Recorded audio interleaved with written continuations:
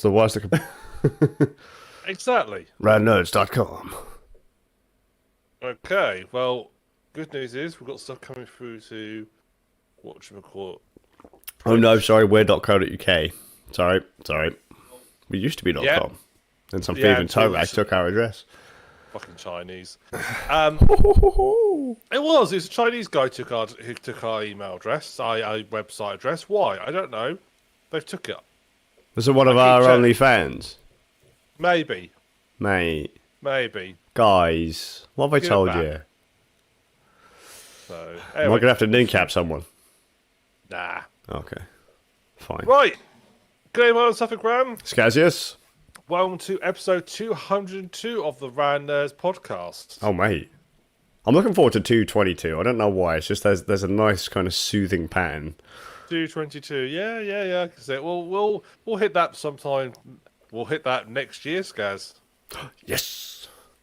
Wait, what year will next year will be what? 2023? 2023. Yeah. Oh, man.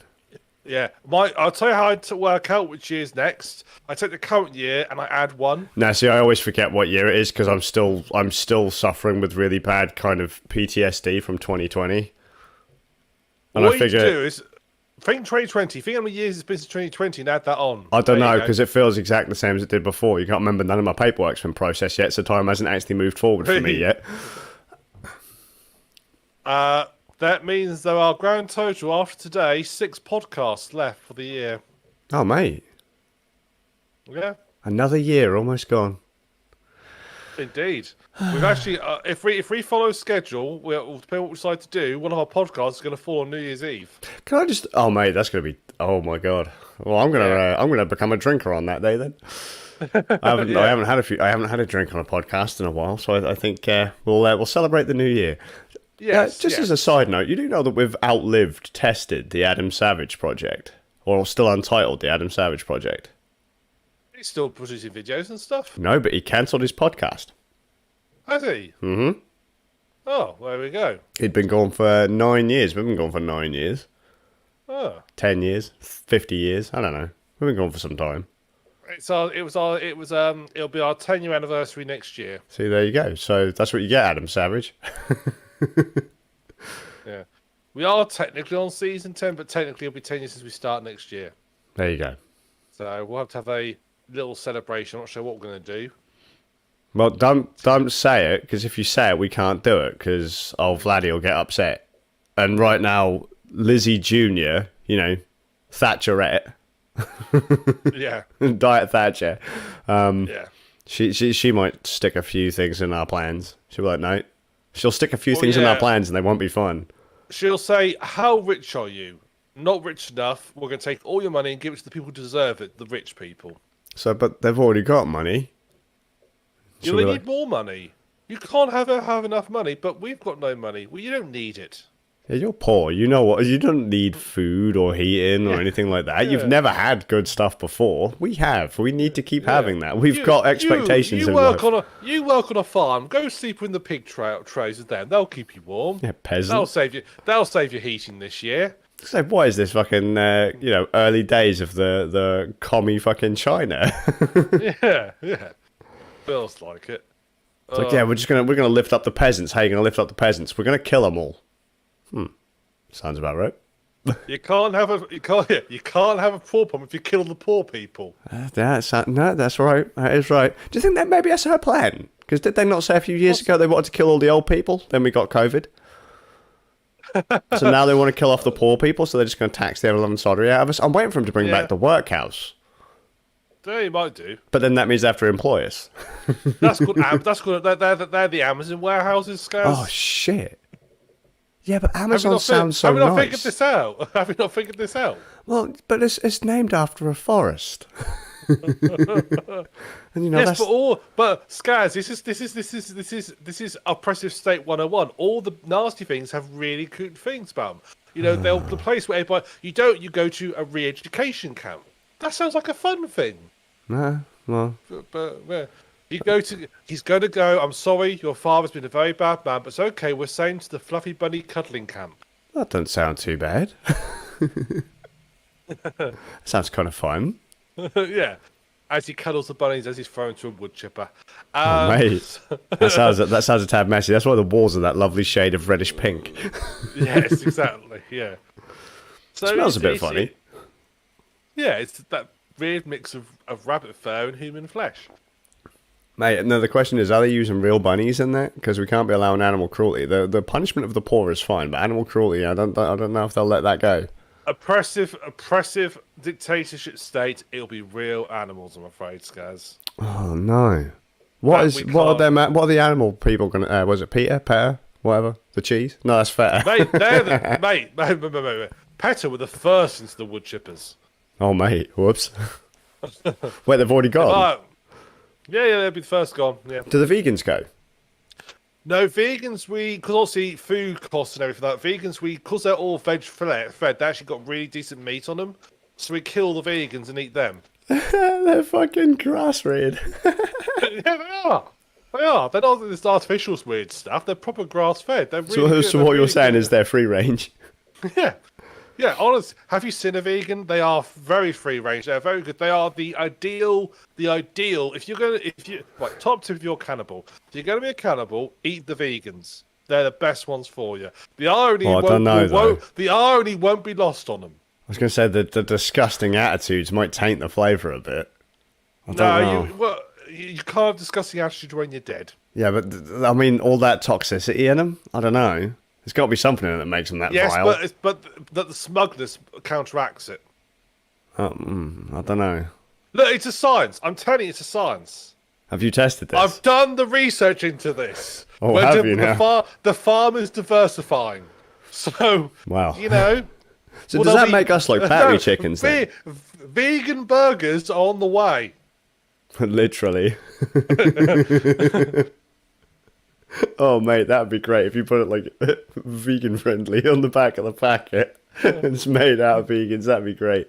Yeah, I call it vegan friendly because it's technically meat, but I could call them a vegan burger. That's fine because that's technically true.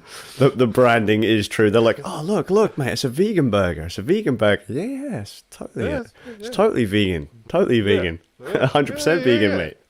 It's done the same as the shepherd's pies.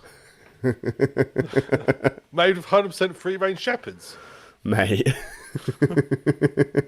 I would avoid the cottage pie, though. It's quite crumbly. Yeah, I was going to say, are we talking classic cottage or one of the new modern kind of things?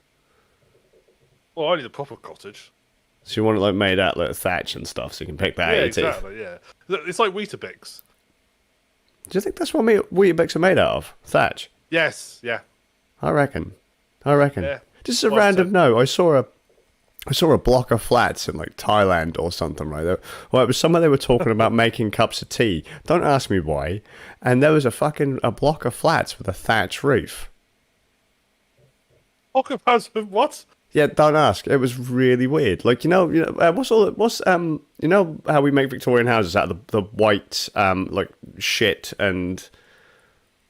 I've forgot what it's called now. The name of the stuff we made the house out like it was straw and crap with that white lime layer on it.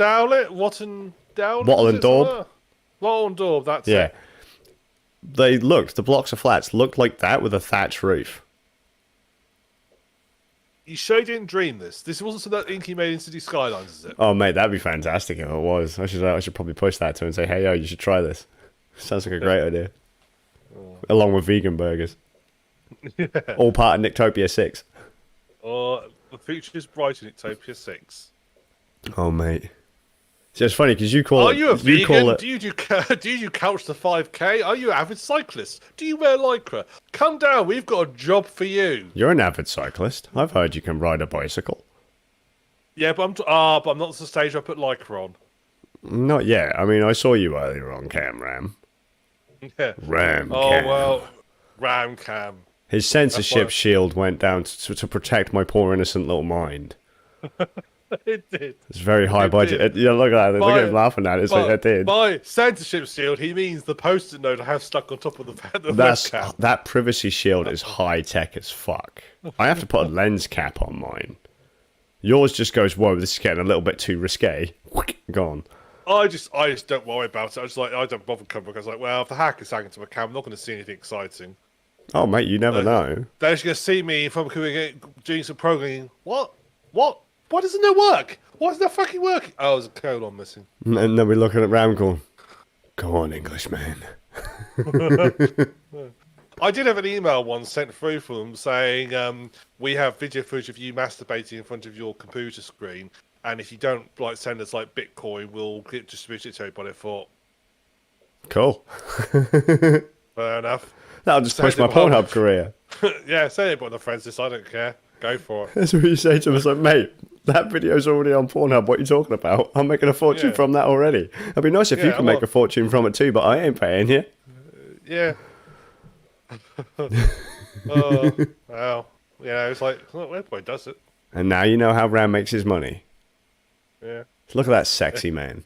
I mean, if you're an audio listener, just, take my word for it. Look at that sexy man. This is an exclusive for the video listeners. So sexy. Then the stream gets cut out. Mate, that was beautiful. What a sexy man. What a sexy man. I'm sorry, Annie, who has joined us. Oh, whoops. 100% baby seal 3 may contain traces of panda. Oh, mate. No. Nice guy. Maybe on some actual important subjects. Oh, yeah, sure, Am. Have we got any? I think let's start with a bit different. Let's go through some news first. So, bye Stadia, bye Stadia. Oh, mate, yeah. Rest in peace, little Stadia. Poor Stadia. Yeah. What a shame. So, yet again, Google come up with the idea for a pretty shiny product, right? But it doesn't meet their really, really, really insanely high expectations.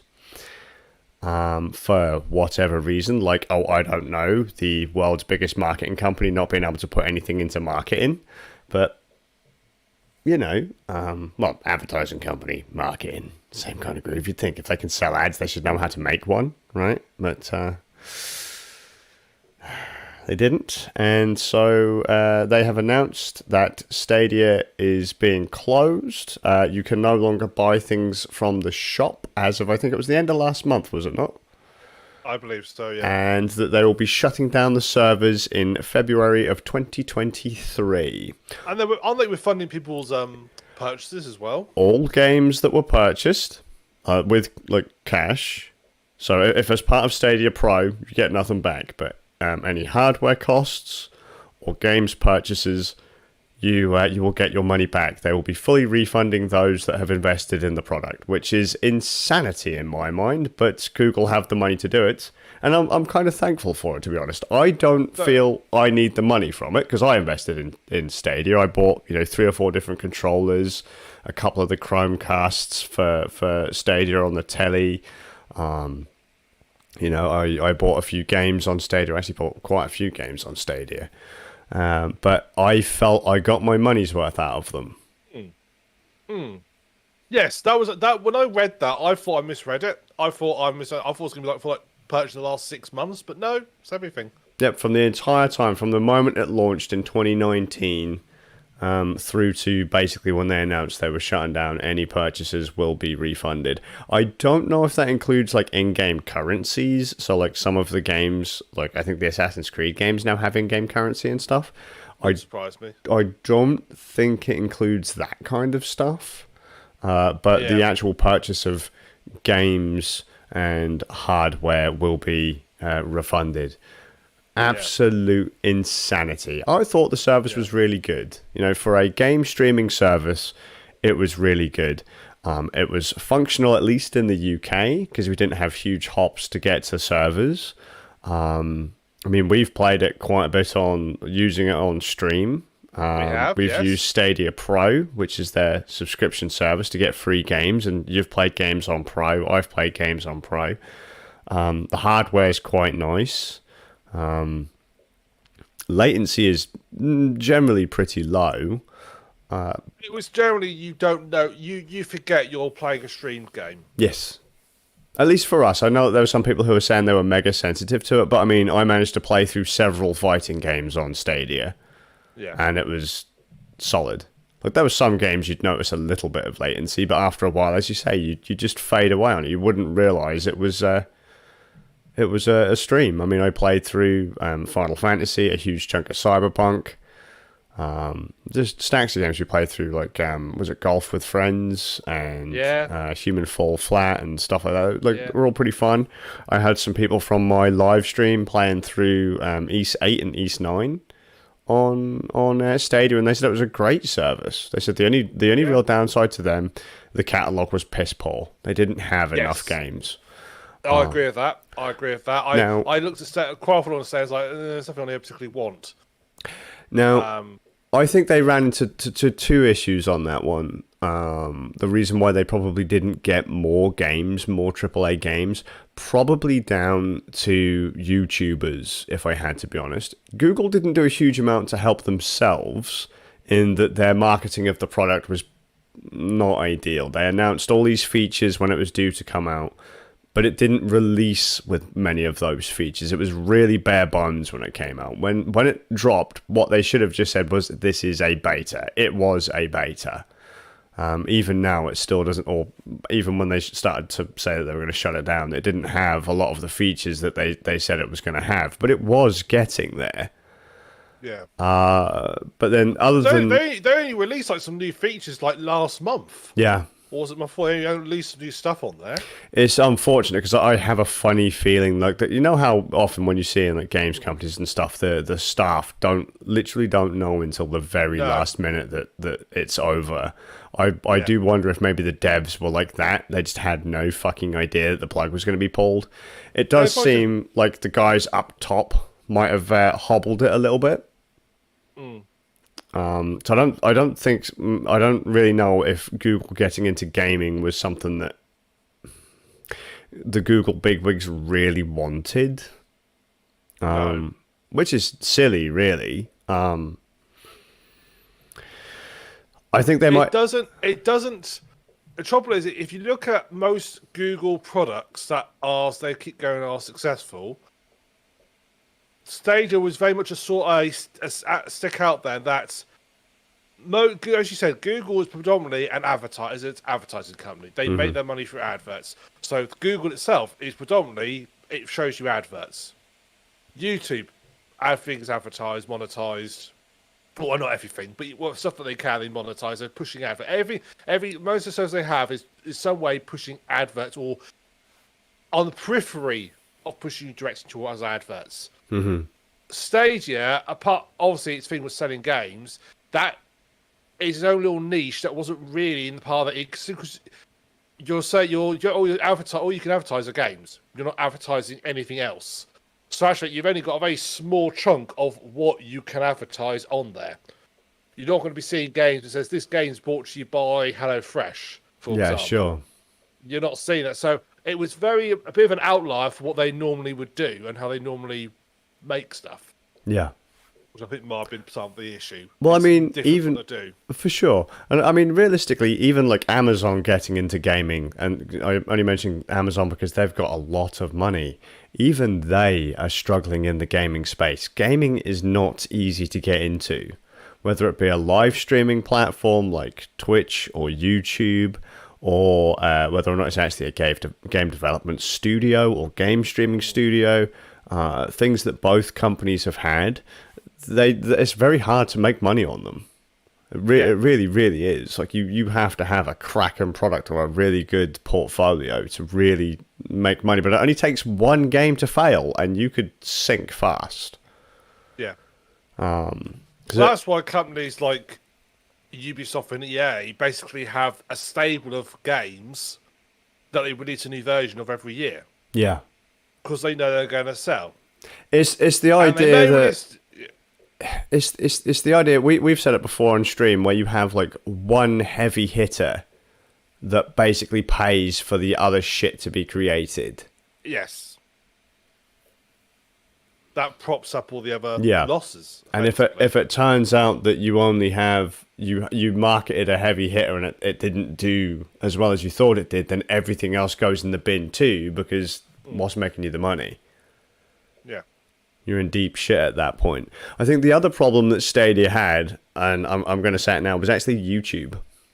YouTubers, reviewers, especially in America.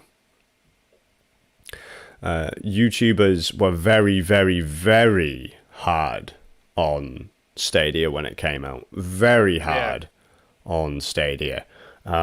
Complaining about latency, minimal games, saying how even with their gigabit internet connections in the States, they just couldn't get a decent connection on it.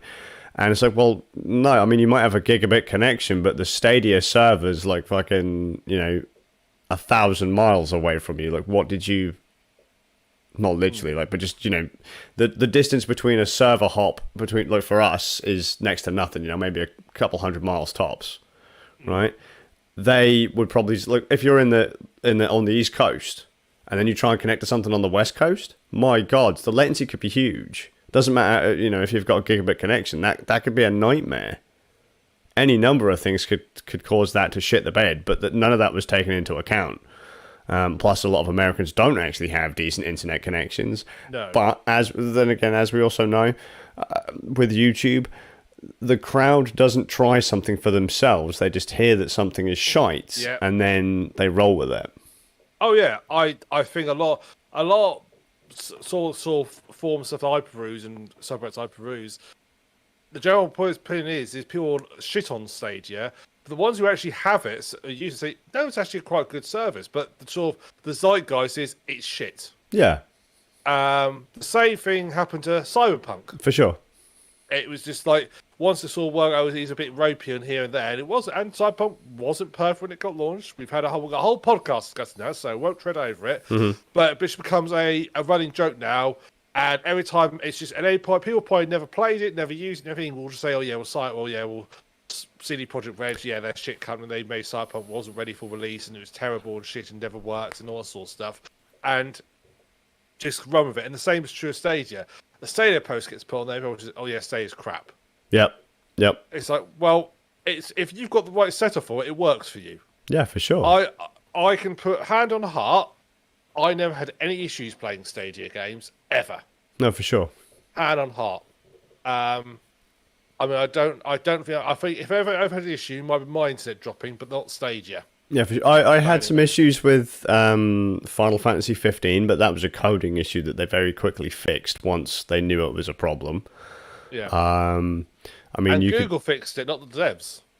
Well, whatever it was. Yeah, because I think it was a save space limitation, and the save file was taking up too much space, so certain things weren't triggering, which was an interesting bug. But, things were fixed. Things were playable. I mean, Cyberpunk was playable on Stadia, where it wasn't for a lot of people on a lot of platforms. Unless you had a reasonably good PC, you probably weren't playing Cyberpunk properly on launch. I could. You could. Even in version 1, for us it was okay. There were a few bugs, but all you had to do is reload a save, and it was back to normal kind of thing. On Stadia, it ran really, really, really well, and this was kind of the point. The PlayStation 4 and the Xbox One could not play that game at all. Stadia was fine. Stadia version of Cyberpunk, did it have ray tracing? Not that I remember, no. I didn't think it would, but not that I remember. But I'm not gonna lie, I don't remember that far back. Fair enough. I remember it ran really well, and it ran a lot better than, say, even the PlayStation 5 version of it. Well, it was the PlayStation 4's base code running on a PlayStation 5. It was far superior to that all the way up until the recent update where the PlayStation 5 got the next-gen patch to allow it to have more densely populated cities and things. Up until then, Stadia was better. But, people don't know that. They just looked at it and went, oh, yeah, it was terrible. It was a terrible service. Hell, when I bought Cyberpunk on Stadia, they gave me a free control pad and a free Chromecast. I got Cyberpunk for, it was free, basically. I bought a Stadia kit and got Cyberpunk for free, or I got Cyberpunk and got this kit for free. I actually probably made money on it because the control pad and the Chromecast were worth more than the game. Yeah.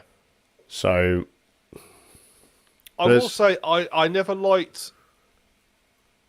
I also felt I never quite one of the I think the other thing I didn't like Stadia is I never really liked the Stadia interface. it was a bit wobbly. It was wonky. It was wobbly cluttered, and messy. it was cluttered, and it wasn't actually that. Perhaps I didn't use it enough, but it wasn't that clear how to.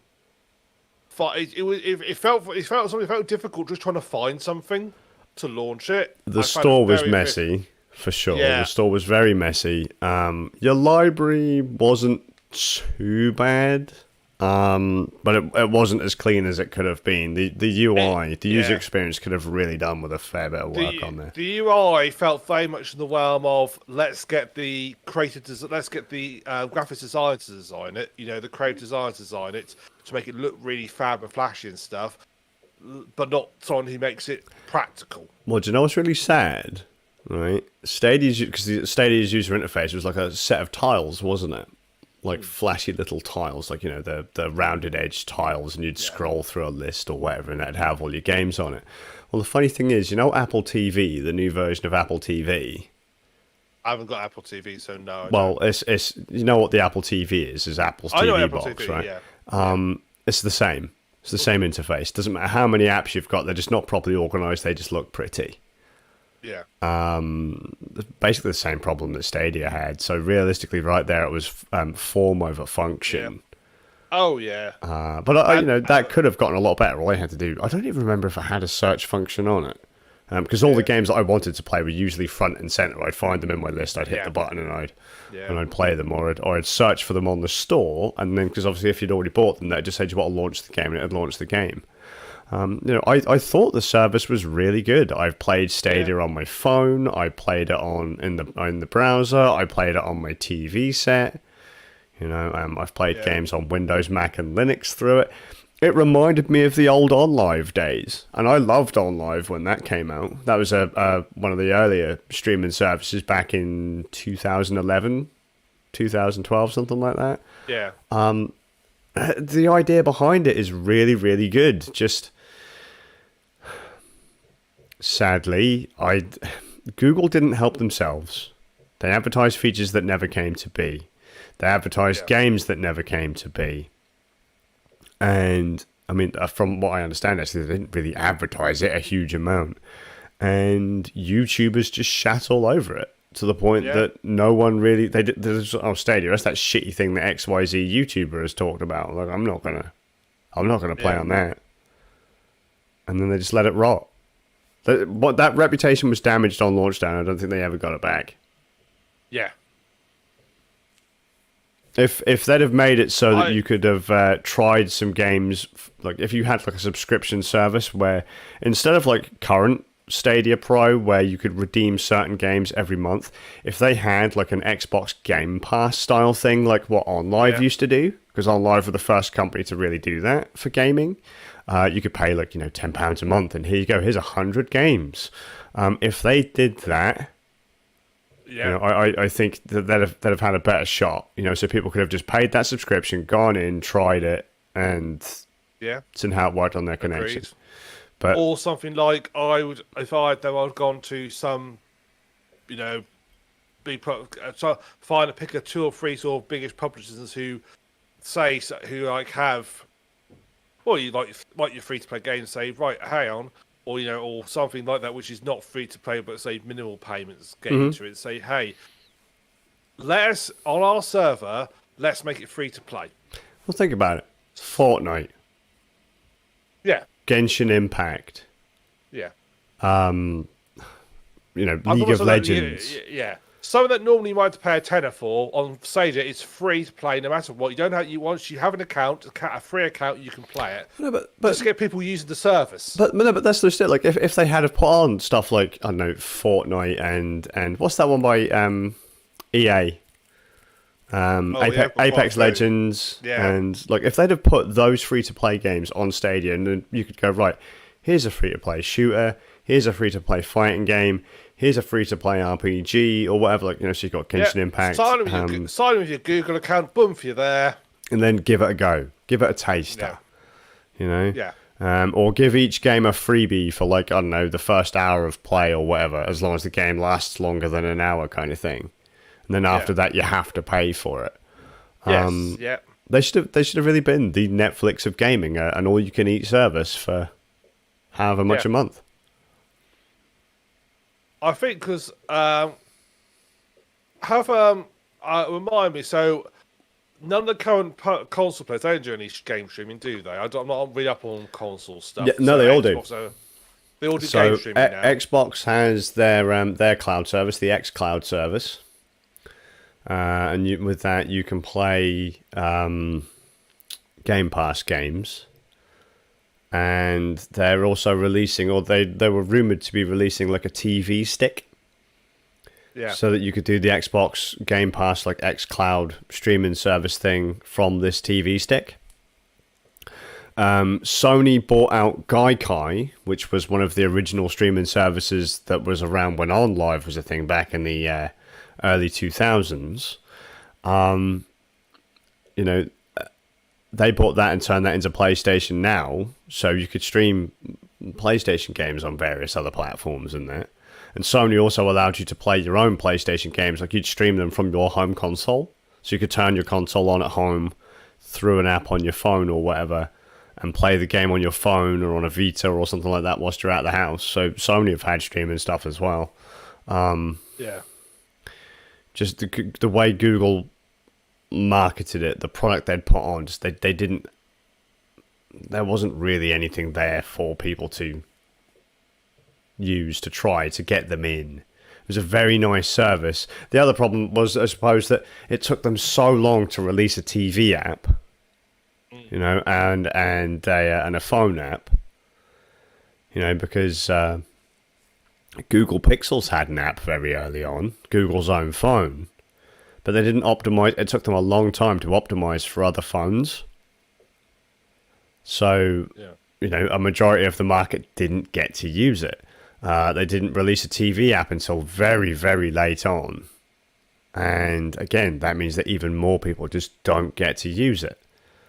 You could play in the browser, but at that point, a lot of people are going to be playing on their big boy PCs or whatever. Yeah. Whilst it was, and then obviously Nvidia turns up with GeForce Now, GeForce Now, you don't buy new games, you play games that you already own.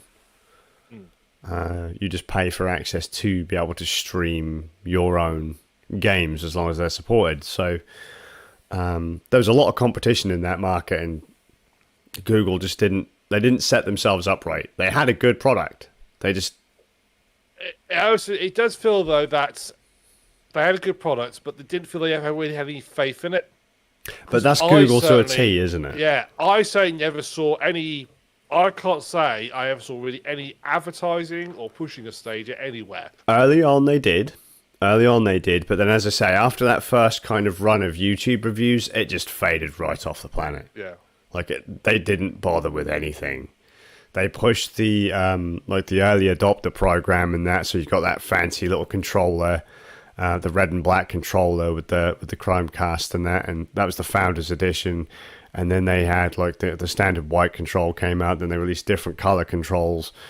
After they got rid of that kind of Founders pack, they didn't talk about it anymore.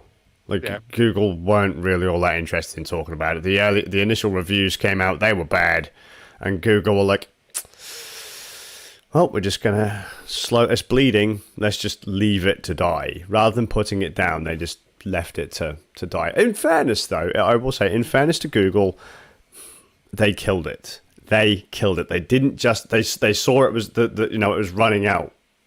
It was bleeding out. It was wounded. It was suffering, and they just went over to it and they put it down. Because they could have left the servers running and then just leave it until everyone walked away. Yeah, and then just quietly shut it down. Yeah. But instead, they went the right way about it, I think. They shut it down. They gave us all, or they're shutting it down. They're giving people their money back. Which I still find incredibly impressive. Yes, for sure. I mean, do you think game streaming will? Do you think it will become a thing? Do you think it'll make a comeback, or do you think it's just too early? I think a standalone streaming service, I just don't think will ever succeed. I think the game streaming that will survive will be things like, now you've confirmed the consoles do it. That's what will survive. Yeah. If Valve was to, like, as part of Steam, you pay a subscription a month on Steam and got access to X number of games every month, I could see that surviving. I just don't think a standalone service, which is just streaming all by itself, can survive. No, sure. I would probably agree, to be fair. To have their own storefront, and that was just probably not... you weren't going to pay full price for a lot of those games. No. Especially stuff that you didn't own. I think I bought 2 games on Stadia. Sure. Because the part of me is like, I don't want to have another... What I really want is I want anything on Steam. That's what I really want.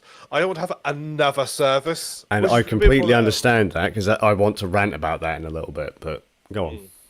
Which is all the issue where, like, I mean, I've got Epic Store, but that's because I work with Unreal Engine, so you have to have Epic Store. But if you didn't have the Unreal Engine, you probably wouldn't have it installed at all.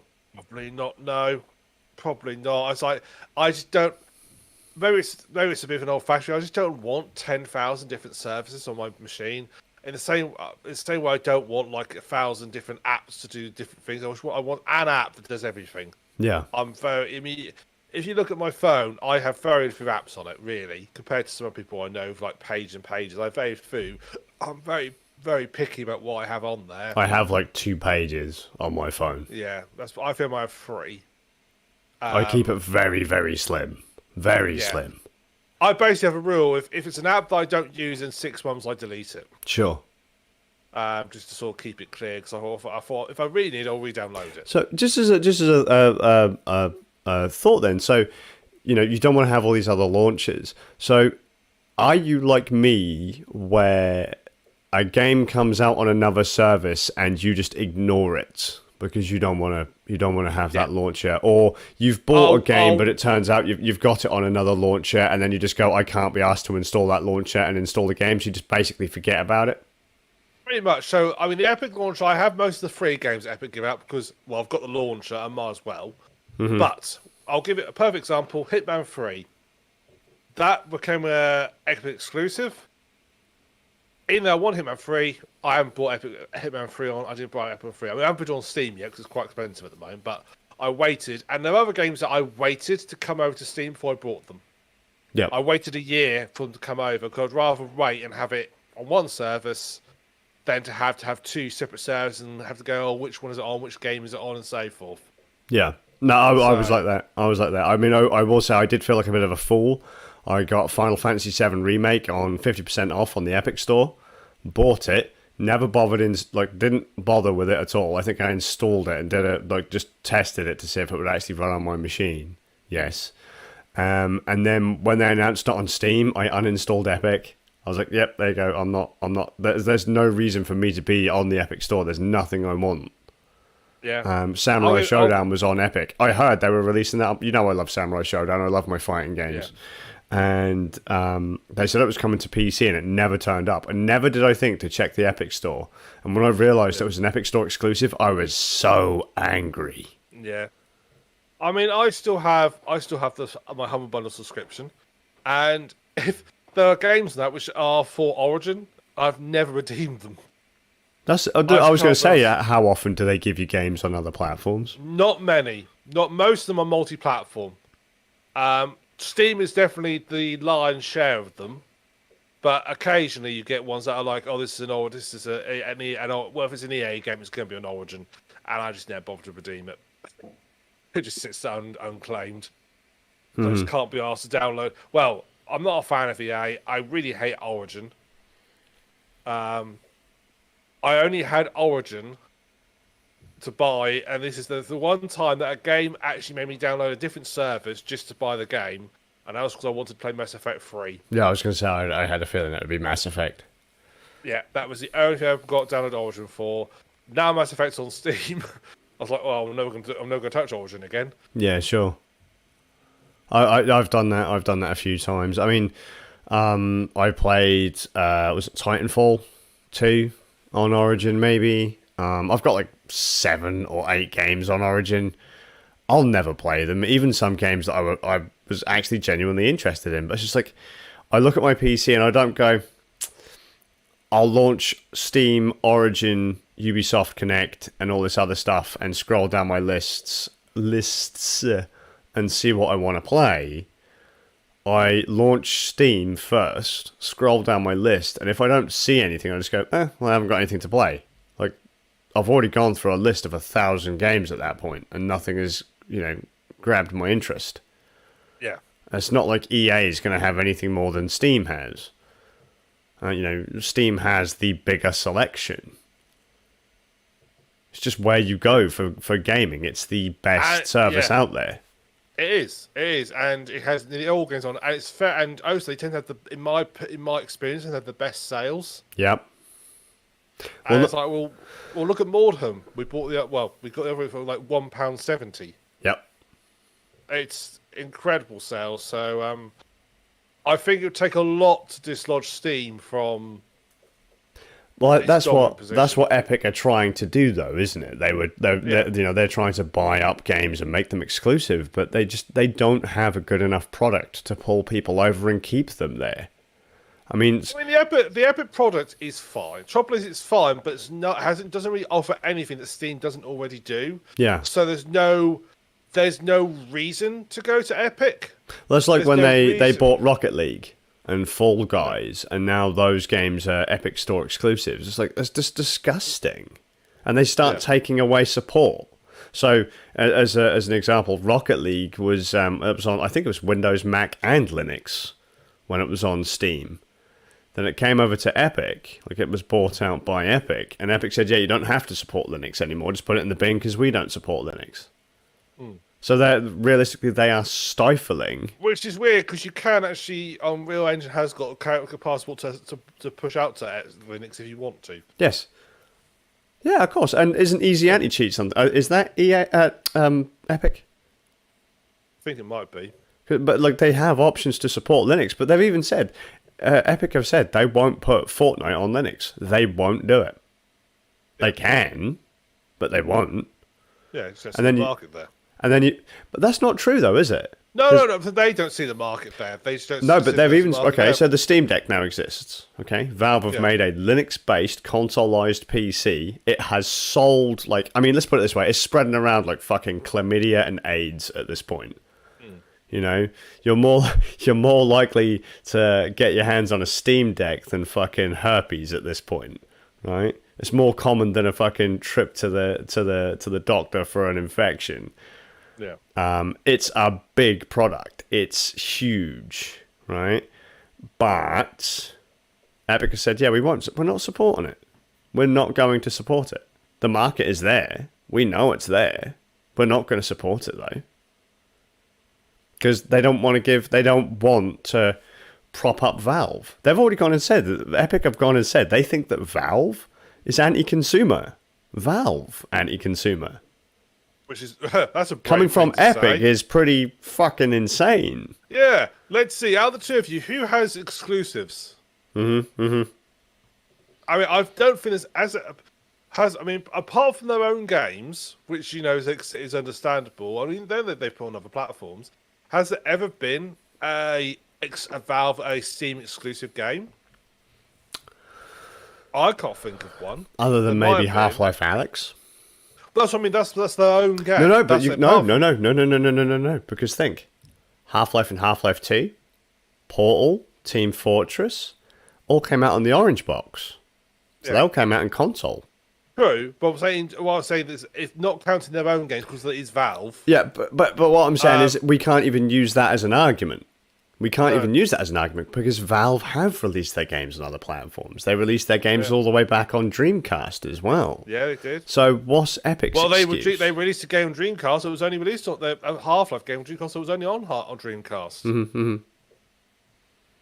Was it Day Shift? Not entirely sure, but but this is it for Epic to then go, yeah, but what about us?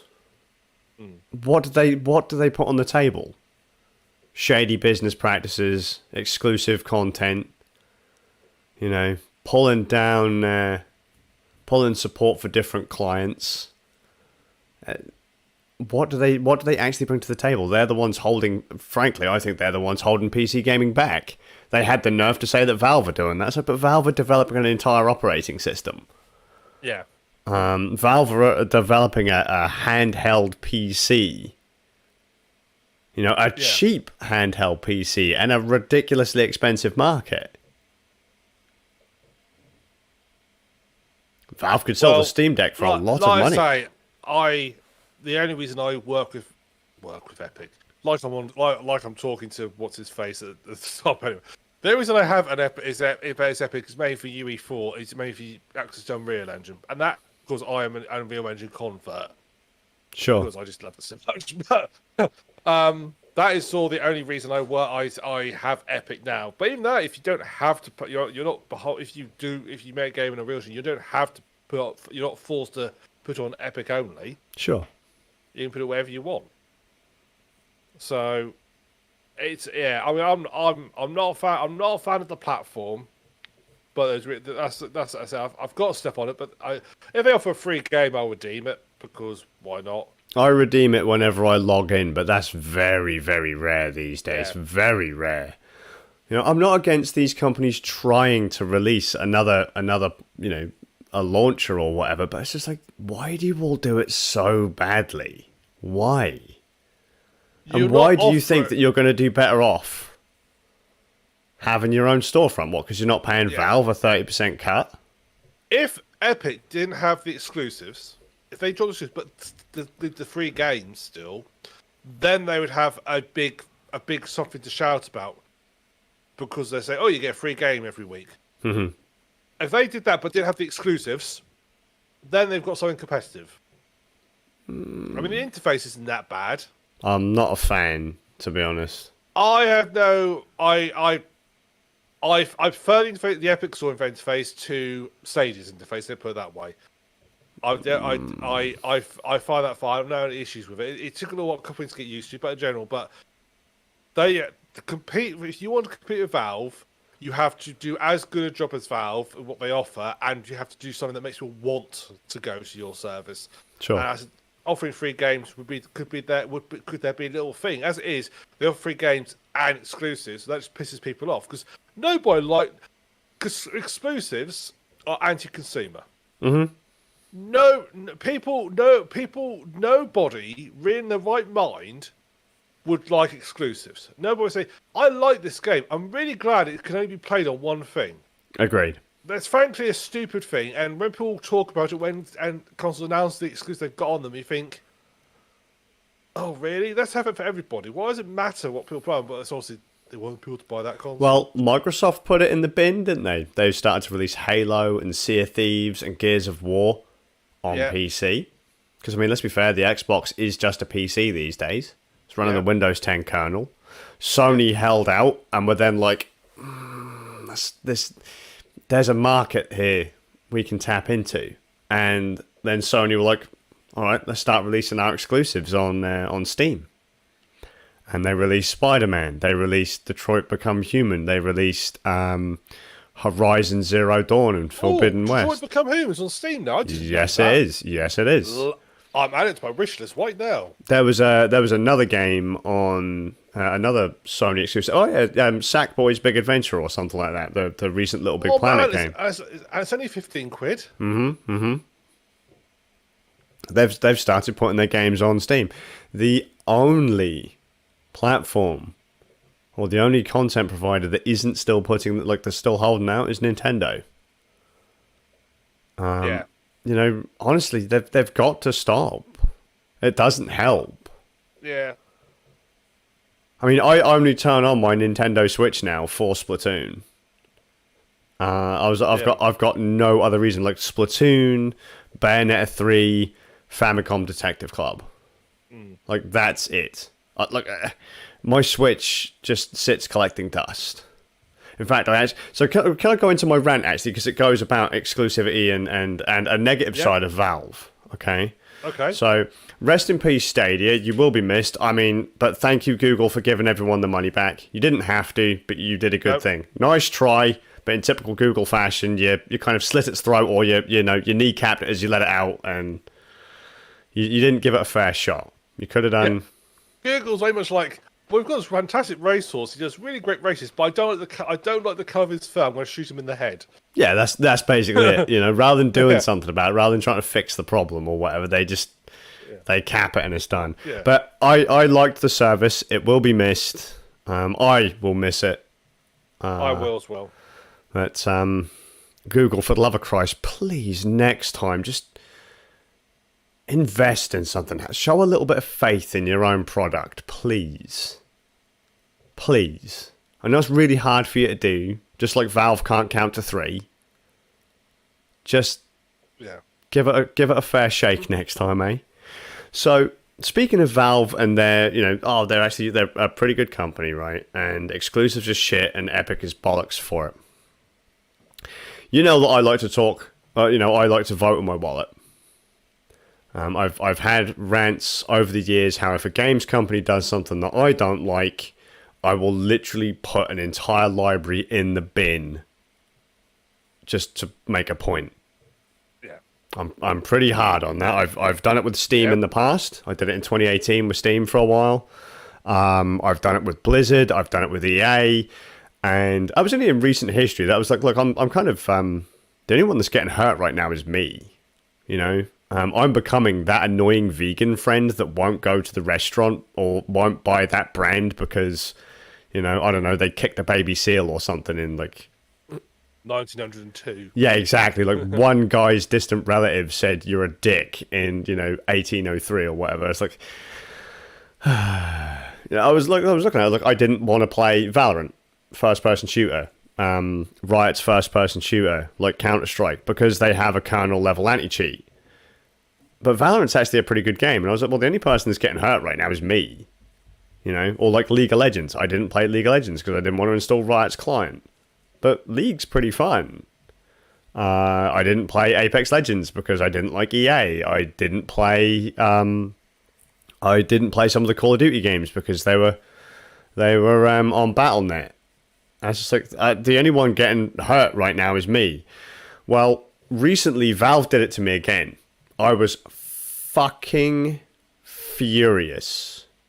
So if you remember in 2018, Valve had a bit of a pop-off at visual novels, and they started delisting a lot of Japanese visual novels from the Steam store for really very little reason. They had some very loose guidelines about what could be considered a game, and they just started pulling things. And about a year ago or so, it was a few years ago, a game that I have been desperate to play was announced to be brought to the West. And as part of one of my favourite series of visual novels called the Science Adventure series, or the Science Adventure trilogy, as it was back in the day when I used to talk about this. So I've spoken about Steins Gate on the podcast before. Yes. And I've spoken about Robotics Notes on the podcast before. And the first in the series was a game called Chaos Head. Now, I'd played Chaos Head before. I got the game in Japanese, and there was a fan patch so that you could play it in English, a rough English patch.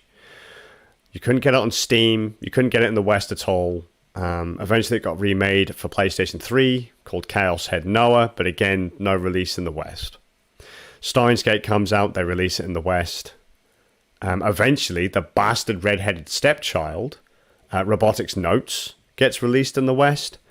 And Chaos Head's sequel, Chaos Child, got released in the West. But still no Chaos Head. So a year or so ago, they announced Chaos Head is coming out. I was so excited about it when it got announced, because finally we're going to be able to play the more up-to-date version of the game in English. It wouldn't require people jumping through buckets and buckets of hoops. They could just buy the game and play it. Now, they wouldn't have to do what I did and source a copy of the game from Japan, patch it, and all that kind of stuff. Because, by the way, those patches stopped working when Windows 10 came out in 2015. So, Okay. so I actually had a machine that still ran Windows 7, so that I could still play Chaos Head and the sequel to Steins Gate Zero, which eventually came to Steam as well. But I kept that machine round, and obviously not people aren't necessarily going to jump through hoops like I do, and whatever. Game is announced, game is due to come out.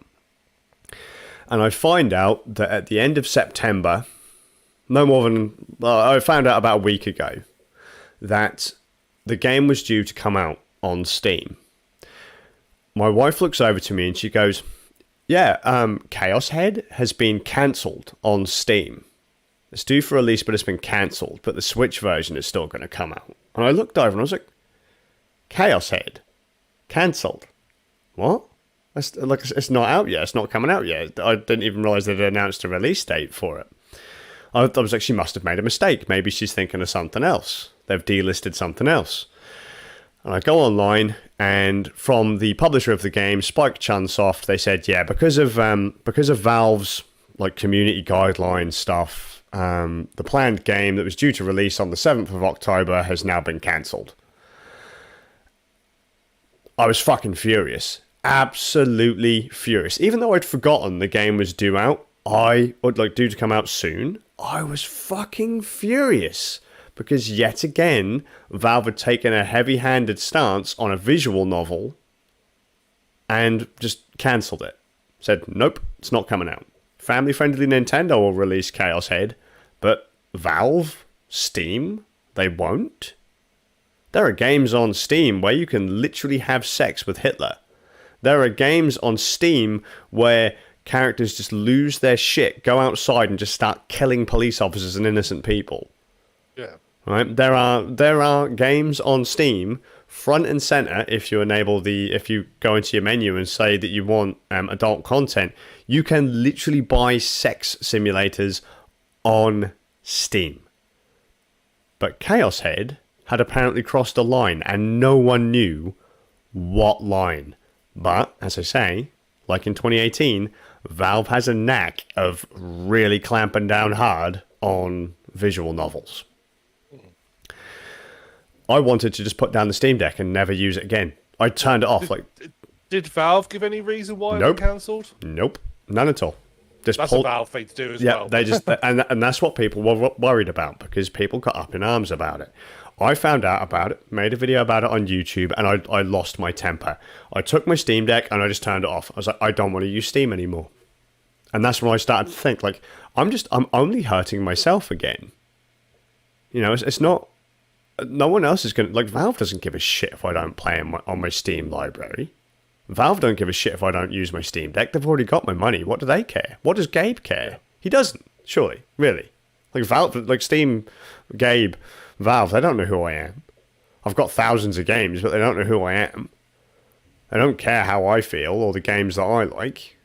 But it was just annoying that games that clearly broke... there were so many lines on the ground, and there were so many other games that clearly crossed them. These really vague rules that Valve had, but they were still on the store. And I was like, how am I going to play games now if I put down Steam? Now, how am I going to play with my mate Divine, who's just gone out and bought a PC? Because it's already bad enough that I'm a Linux user. How are these people actually going to play these games? How am I going to play games with my friends? So, petitions were written up. I didn't write them up. I'm not that big on it, but petitions were written up and signed. People emailed Gabe directly. I emailed Gabe, but people were freaking out. They were like, Valve never says anything. Valve are known for being, when they close the door, that's it. They don't have to give you a reason. They've just shut the door. Even Spike Chunsoft, the publisher of the game, were like, we don't know what we're going to be able to do. We're gonna look into other avenues. And I was like, the community on Reddit. I'm not part of Reddit, but I checked on Reddit to see what people thought about it. People were like, if that comes out on Epic, even if it's the only way we can play the game, we're not playing it. The game's dead. Valve have pulled it. They haven't given a reason. They're not likely to give us a reason. Fuck it. And people were getting really nasty. Valve is a shit company, Steam is a shit platform, and all that kind of stuff. And I actually felt really dirty. Like the day before the game was due to come out, I actually logged into Steam. One of my mates said that there was they'd sent a code or something to me, and if I didn't redeem it, it had been put on their stream or something, and so someone would probably stream snipe it. They'd like just take it and use it for themselves. But I didn't get told what platform it was on, and I fired up Steam. I didn't install anything. I didn't update anything. I didn't even redeem a key on it because the key didn't go there.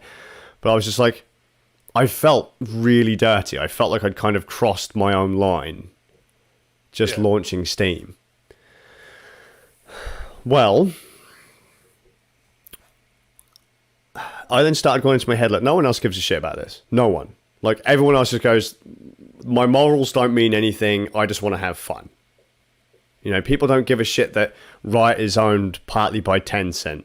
No one gives a shit that Discord, Epic, and all these other companies are owned partly by Tencent. They don't like Tencent, the company, the Chinese company Tencent, but they still use these things. They still install kernel-level DRMs or anti-cheats on their machines, even though they don't like Tencent because they want to play the games. People are flexible that way. They're not as hardlined as that, right? No one gives a shit. They just want to play their games. And then on the 7th, I get a message in my inbox. It's not from Gabe, before anyone starts going, oh, mate, did you get an email from Gabe? No, I didn't. But Valve reversed their opinion. They reversed it. They reversed their decision. And they said that Chaos Head was going to come out on Steam. That the petitions and let's be honest, I reckon it was the maybe thousands of emails that Gabe was getting about it. Maybe. Might have been a way to swing it, and Valve have said, hey, we will review how we look into these kinds of games in the future. You know? Because you can never be too sure where the door has been shut on it. You could have just someone that doesn't understand what a visual novel is, and so they judge it really harshly. Was it one person who made the decision who's not that high up the chain and went beyond their means? Exactly. And the high ups didn't even know. For sure. Because let's face it, something like Steam is such big. Oh yeah, of course. Not every decision reviewed by Gabe. Of course not. Of course not. Of course not. He's not responsible for he is just making sure the company is running as it should, and he has given responsibilities to other people. That's their job. He doesn't have to know every little minute detail. He's got other people to worry about that.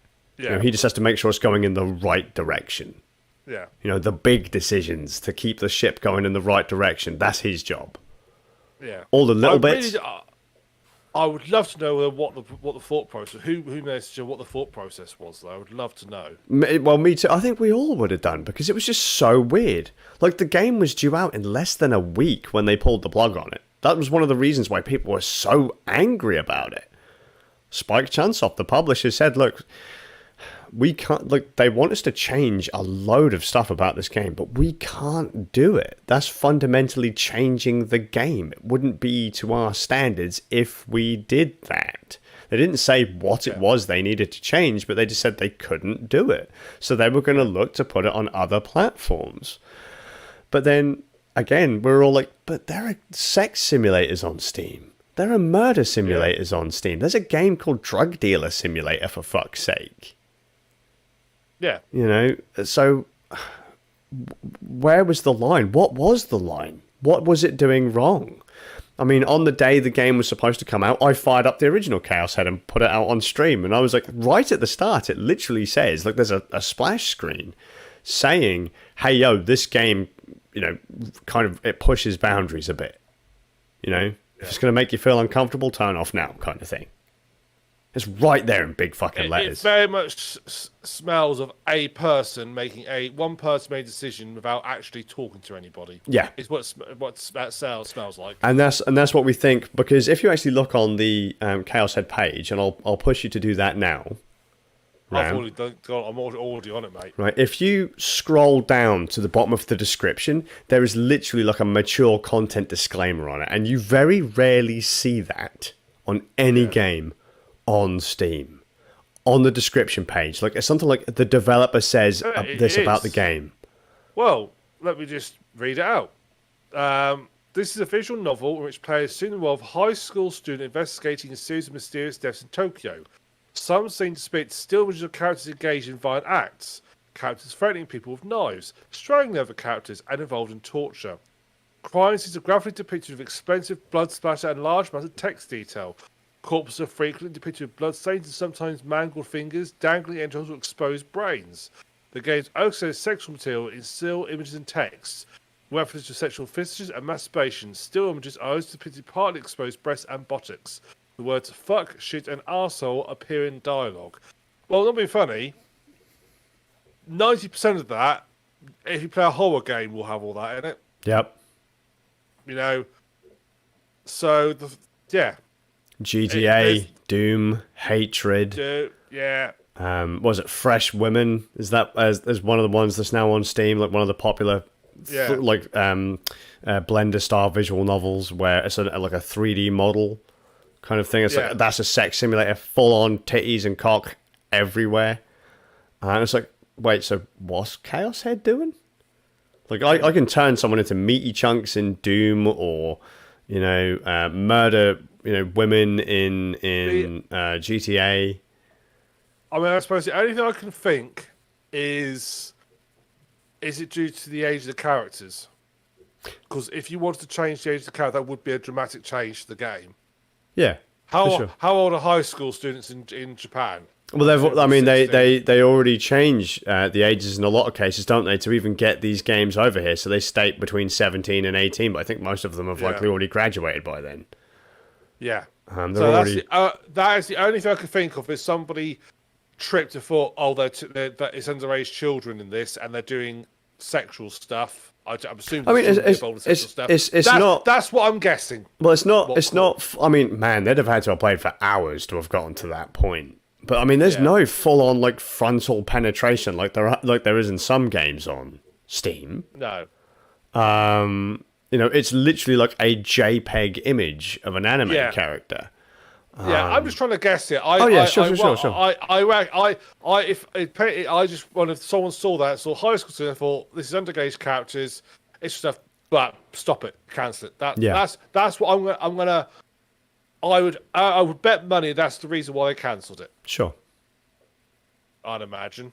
Which is I'm glad that they've admitted they have a reviewing problem, and that they are going to review how they review games and rework the system. Whether or not that's going to really do anything, I doubt it, because they've already banned like 3 more visual novels this year. I think at least 3 have been shut down this year, and many of the visual novels that got pulled back in 2018 never made it back to Steam. They never made it to Steam. Funny enough, a lot of the visual novels on Steam, if they did have rated 18 content in them, the Steam versions were the safe for work versions. Yeah. And you'd have to reapply the 18 plus content through a patch that wasn't available on Steam. You'd have to go to the developer's website. Yet now there is an entire section on Steam for content like that, like the stuff that has been pulled. Yet those games couldn't get on there uncensored anyway. Yeah. As I say, just in the case of Chaos Head. So in my video that I put up about the subject, I said, look, as I say, there's games where there's full-on frontal sex, penetration, titties everywhere. There's references to Hitler in some games, and I mentioned one thing. I didn't say what game it was at the time, but I said I've played a game that is on Steam where somebody is literally cut into pieces and put into boxes for their main character to find.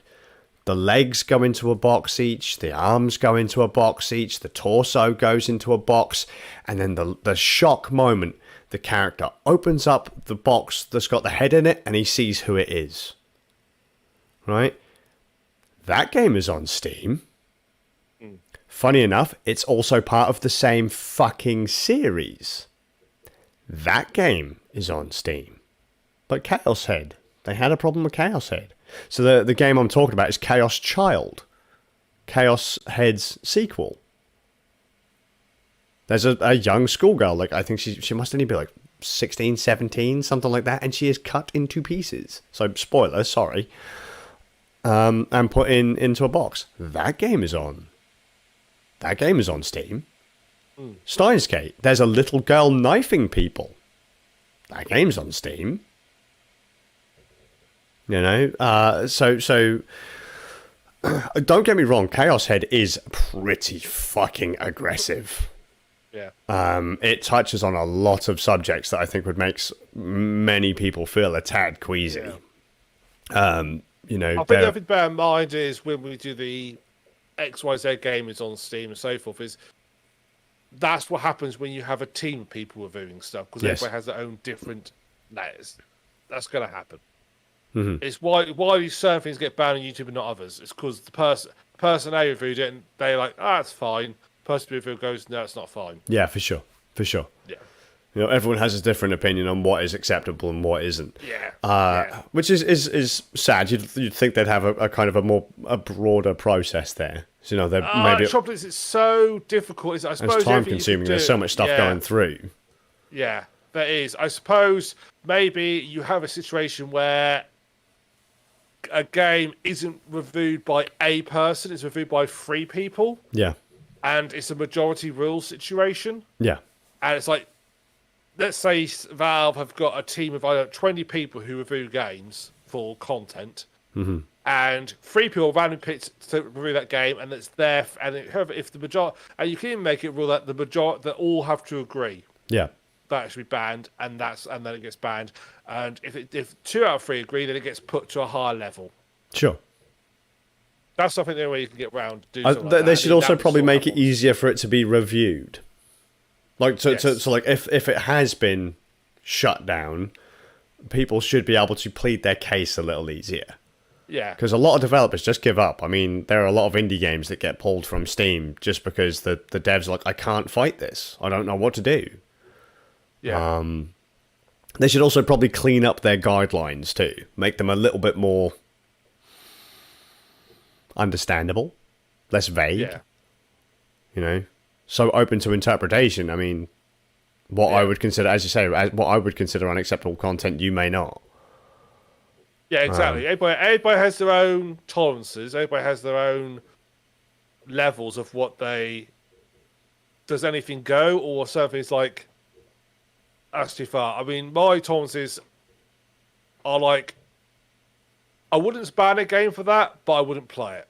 Sure, of course. Sort of. That's where my sort of like, I don't agree with it, but I wouldn't ban it. Yeah, for sure, of course.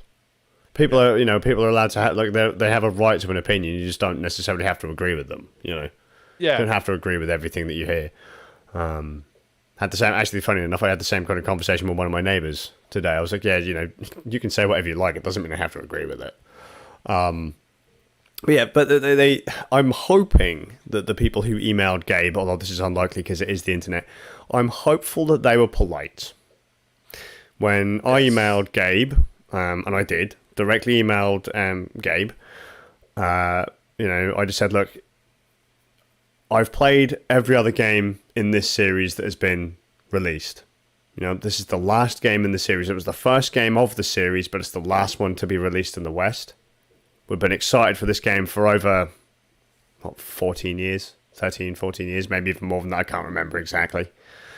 You know, there are so many other games on Steam that cross the line, but no one really knows what line Chaos Head has crossed. We don't understand. You know, could you shed some light on it? Could you perhaps look into it? And I said, look, I almost don't want. I said I wanted to play it on my Steam Deck. I said Nintendo are releasing it, but I don't want to play it on the Switch. There's nothing else on the Switch I want to play. I got the Steam Deck, so I didn't have to play my Switch anymore. Yeah. You know, I'm more of a PC gamer. I prefer my Steam library. I think the Steam Deck is a fantastic piece of hardware. But right now, I don't want to play it because yet another game that aligns with my preferences is being pulled with no reason given. I can play every other game, but I don't want to have to install Epic, Ubisoft Connect, EA Origin. I don't want to have to install any of those things to be able to play this game. I just want to be able to get it in one place, like I get the rest of the series. Yeah. I mean, that's what I doubt that other people were maybe as polite. No, I'm certainly not. But, And that doesn't help. But that sending a threatening email doesn't No. If people, I'll tell you for someone who's worked retail, when you get an email like that through, you have no respect for the person, and You pretty clamp much just down. Ignore it. You ignore it. You ignore it. So that's what I thought, because I actually felt bad for Gabe after this happened, because after I sent my email, I was like, I know that for every polite email he gets, he's going to have 100 that are going to call him a piece of shit or a cunt. Or Gabe didn't make this decision. No. He didn't. No. Well, I was just personally asking him to look into it. If it's all possible, could he look into the review policies of Steam? Because it's not the first time it's happened. It won't be the last time it's happened. And I'm not saying that my email had anything to do with it, but I'm very thankful that they reversed the decision and that they are potentially going to look into how they review games, especially of that type. Because as I say, there are just so many developers that wouldn't fight to get their game published. And it seems incredibly silly to me that there are so many games far worse that cross so many lines compared to Cowshead that are still on Steam. If anyone that was like, Gabe, you're a cocksucking piece of shit, right? If anyone put something like that in their email, if anyone tried to be an asshole to Gabe Newell, you're a fucking cunt. Yeah. I'm flat out saying it. Just don't do it. Yeah. Gabe has done so much for gaming in general. Yes. You know, just be. It takes nothing to be a little bit respectful to people. Sure. Treat others as you expect to be treated. Yeah. You may disagree with them, but you can still be respectful to them. And Yeah. name calling, threats. You don't look like you don't go. But when you do that, people don't go. Well, that'll show them. That's Don't it. go. It doesn't. It doesn't. It just you just makes you look. It makes you look like an idiot, and people don't actually listen to you. You might as well send your email to autojunk@valve.com and not bothered about it because that would achieve the same result. Sure. It's unfortunately. Gabe's not going to go, well, I have this very well-reasoned email by Skazz, very well-reasoned, it makes all good points, but, I'm not going to change my mind, and all blimey, I've got from Dick Hunter 69 has sent me a deep email telling me he's going to come, kill me, rape my family, and shoot me, and all sorts of. I better change my mind. For sure. That doesn't happen. Of course not. That doesn't happen. But it's actually funny how many times in gaming, though, people try. League of Legends? Yeah. There's a Korean team called T1. And they were world champions multiple times, right? But every single time they have a bad game or a bad match, they could be winning like 18-0. Yeah? Yeah. Just dominating. But as soon as they have one bad match, like there's a group of fans that will pay to have a truck with a sign on it parked outside their headquarters. They will harass the players. They will harass the coaches and the managers, like actively go out of their way to make those people's lives miserable. Yeah. So what does it do? Yeah, get a life. Yeah, like go out and touch grass, motherfucker. If you're that obsessed over it, literally, switch the PC off, go for a walk. I'll tell you what, you want to fucking prove that you know better? Right, get on the main stage with them, build a team, get on the main stage with them and kick their asses. Oh wait, you fucking can't because you're a couch warrior, you're a keyboard warrior. You don't have the skills. But this is no different to like when you get like the people who sit round on an office on a Monday morning discussing the weekend's football and how so and so did that. That's a stupid decision. I don't know why I did that. I would have done this. Like, well then go on then, become a manager of a football club. Off you go. Or you would have made that play if you were a Premier League footballer. But hey, guess what, son? You ain't. Yeah. And how do how do you know that's exactly how you'd have reacted in that situation? How many calculations did you have going on in your head whilst you were sat comfortable on your armchair in a nice, peaceful environment? I'm sorry, I didn't realise you were an expert football player who knows how to react in a given situation. I thought you just swept the floors on a Monday or dressed shelves on a Monday. I thought that's what your job was. I didn't realise you were a football player as well. Well, off you go then. That's exactly what are you doing here? That's exactly it. But Not non-transparent people who sweep floors and dress shelves, but... Sure. But it's the same with politics, though. I would have done this. I would have done that. It's like, yes, but do you know every detail behind it? Or do you just know the stuff that you're being fed?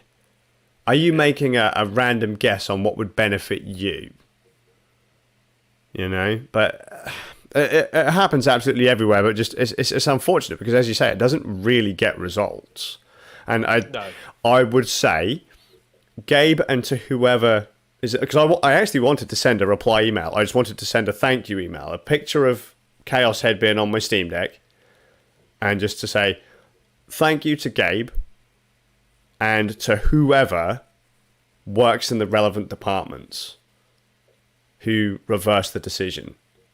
Now, who actually took the time to go, all right, we'll review this, and was like, all right, we'll give people what they want and we'll put it on Steam. I wanted to say thank you. Yeah. Because I don't think many people would say thank you. No. They'd be like, we win, and then walk off. Like nothing had happened at all. But I am thankful that they put Chaos Head on there. I've now got it. I now own Chaos Head 4 times. So I own it on Steam as Chaos Head Noah. I own it on Switch as Chaos Head Noah, because I did buy it on Switch. There was no guarantee it was going to come out on PC. Because I wouldn't have bought it if it had come out on Epic or Ubisoft Connect or whatever. I own it on PlayStation 3. I own the original version on PC in Japanese, the original version. I'm just really happy now that other people can play it that don't want to jump through hoops like I did back in the early 2000s, early mid-2000s. That you can buy the entire series at a fantastic price through a Steam sale, and you can play them on this fantastic portable PC that Valve developed. You know? I'm glad they were willing to look into it. I am not happy about all of the people that jumped up and down, started shouting and screaming and calling people names and saying that companies were pieces of shit and all that. Yeah. But as you said, yeah, it happens. Seriously, man, just open the door, look outside, just go out there for a little bit. Just chill the fuck out. But they did right. The game was released. It does work on Steam Deck. It hasn't been reviewed for Steam Deck, but I can confirm that it does work for Steam Deck. It's a little pricey, in my opinion, at £20. Because I think that there was a double pack of Chaos Head and Chaos Child on Switch, and that was only $25. Could you look? There is a double pack on Steam, but I didn't see how much the double pack was. I think I've still got it up on my Steam. Should be about 25 quid if they want to match it with Switch. Okay, so Chaos Head Noah is $19.49, or you can buy the double pack Chaos Head Noah, Chaos Child double pack for $35.08, which you get a 10% discount on the bundle. That might have been how much it was. I thought it was 25, but it might have been 35. Yeah, that's reasonable. Yeah, you get Chaos Head Noah, and Chaos Head Noah costume DLC. Yeah, because any new content they release if you've already bought the game, I think they're giving you until something like the end of the month. They're giving you to the end of the month to buy the game. You will get the DLC for free. So that's nice. That's neat. Other bonus actually to Chaos Head finally coming out, because most people who know of the site's adventure games only know of it through Steins Gate. Players will finally know who the pink-haired girl is in Phantom Breaker Omnia. It's a 2D fighting game in the Phantom Breaker universe. So it's funny because Phantom Breaker Omnia was a fighting game that came out a long time ago. It was either PlayStation 2 or PlayStation 3. PlayStation 3, I think. A long time ago. PlayStation 3, I'm sure of it. Right? Yeah. And that just recently got a re-release in the West. Or got a release in the West. And a lot of people bought it and they jizzed in their little shorts because they were like, oh, hey, look, most people don't know what Phantom Breaker is, because there have been a couple of Phantom Breaker games. And if you look in this Phantom Breaker Omnia fighting game, you can play as all the Phantom Breaker characters And look, Steins Gate's Makise Kirisu is a guest character. They don't ever mention the fact that there's a pink-haired girl in a schoolgirl uniform there called, is it Rimi? Yeah, Rimi Sakihata? Something like that. She's one of the main characters from Chaos Head. But no one mentioned it, because no fucker knew. 2 characters from the Science Adventure series were in that game, but most people only know about Steins Gate. Now, people can finally play the full series, and they've got no excuse. No excuse now. I'm psyched. I haven't had a chance to properly sit down and play it, but I've played enough of. As I say, I played Chaos Head the original before, and I launched Chaos Head Noah on my Steam Deck just to make sure it worked. No reason why it wouldn't, because it's a visual novel. But yeah. Oh, I will say, another reason why I haven't played it is because it's not the kind of game you want to play around children. Like a flat out, just don't play it around children. It might just be text on a screen. But as Ram, you've read the disclaimer, which I've never seen on any other Steam game before. Well, it's strange that it must be a relatively new thing, because I've just been pulled the Steam page for the game that I'm going to be talking about, and that's got one on as well. Oh, does it? I was going to say, yeah, I've never seen it before. I wonder if it's a new thing Steam are now requiring you to do. Interesting. That's. I'm not saying it's a bad thing. It's actually pretty cool, because then you get a better idea of what the actual content is in the game through. And if there's something that could potentially bring up bad memories for you, yeah, that's a good thing to get you out there. Yeah, well, I mean, because like I say, Chaos Head pushes boundaries. It really does question. Like it brings up mental health, sexuality. Physical and mental abuse, suicide, all sorts of stuff in Chaos Head. So it is one that is, imagine it's a psychological horror, really. Yeah. But wrapped in a nice anime coat of paint. But the last thing I would do is like say, hey, yo, if you've got these issues that you don't like in your life, here's a game that does the exact same thing. Go play that. That's probably a good thing to have that kind of stuff listed. But yeah, I'd never really seen it before. I can't. I'm not gonna lie. I can see partly why it would have been delisted. Yeah, it's not completely without issues, but that's not the only game that's on Steam that does that. No. So yeah, just thank you to the folks who re-reviewed it, who have relisted it, and hopefully you guys didn't get too much shit. And also, I think we were discussing how Valve is a consumer-friendly company, and it pays with the fact they did go back and look at it rather than just because there would have been other companies who had just gone, "Oh, we'll stick to our guns." No. That's what people thought was going to happen. There are people in my YouTube comments going, "Yeah, I don't think it's going to come about."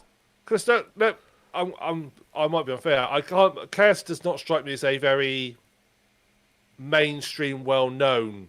No. I would say it's more in a niche game. So generally, stuff like that, big companies go, I can't be bothered. Yep.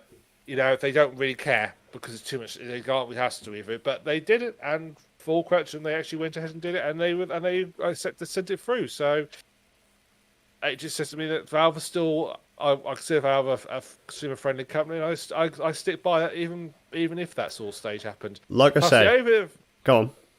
Honestly, perhaps the only thing that Valve could do as a alternative to this, as perhaps rather than just cancelling a game, there should be a situation where they can put a game almost on hold. Yes. For the developer to respond. So in the case of right, this game's been put on hold for 2 weeks whilst the developer responds to some of our concerns about it. Yeah. I think they should also make it more... So, when games do get delisted from Steam, or are going to be delisted from Steam, I think Valve should have... if a license is going to expire or whatever, the Deadpool game, or the DuckTales game, or the Turtles game, or the Transformers game, or the Legend of Korra game that came out all those years ago, and they got delisted. Yeah.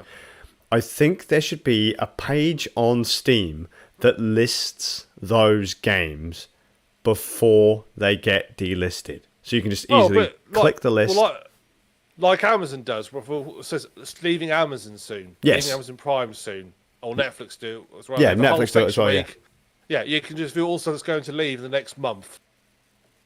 I would very much like it if they did that, because there are so many games. Like, I'm not going to lie, man. I was playing a game called Shuffle the other day, which is another visual novel. I was like, oh, cool. I wonder how much this is on Steam. Because I was going to buy it for one of my mates, and I had a look, and I was like, oh, they removed it. They removed it like a year or so ago. Yeah. Oh, well, that's unfortunate. Well, I think the famous example was GTA Vice City. Yeah, because they couldn't get the licenses to the soundtrack, weren't it? Yeah, which is weird because you think they would have bought a license to, just to use it for the game in perpetuity. You would have thought they'd done, but obviously they didn't.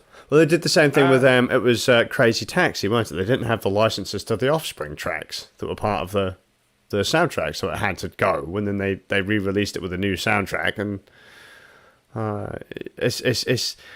I really do think they really need to put a page like that on Steam. Yeah. So it's easier to find these games before they go, or for whatever reason. And if a game is going to be, put on hold, let people know, and let people know why. Even if it's just like a list, like green tick, red cross.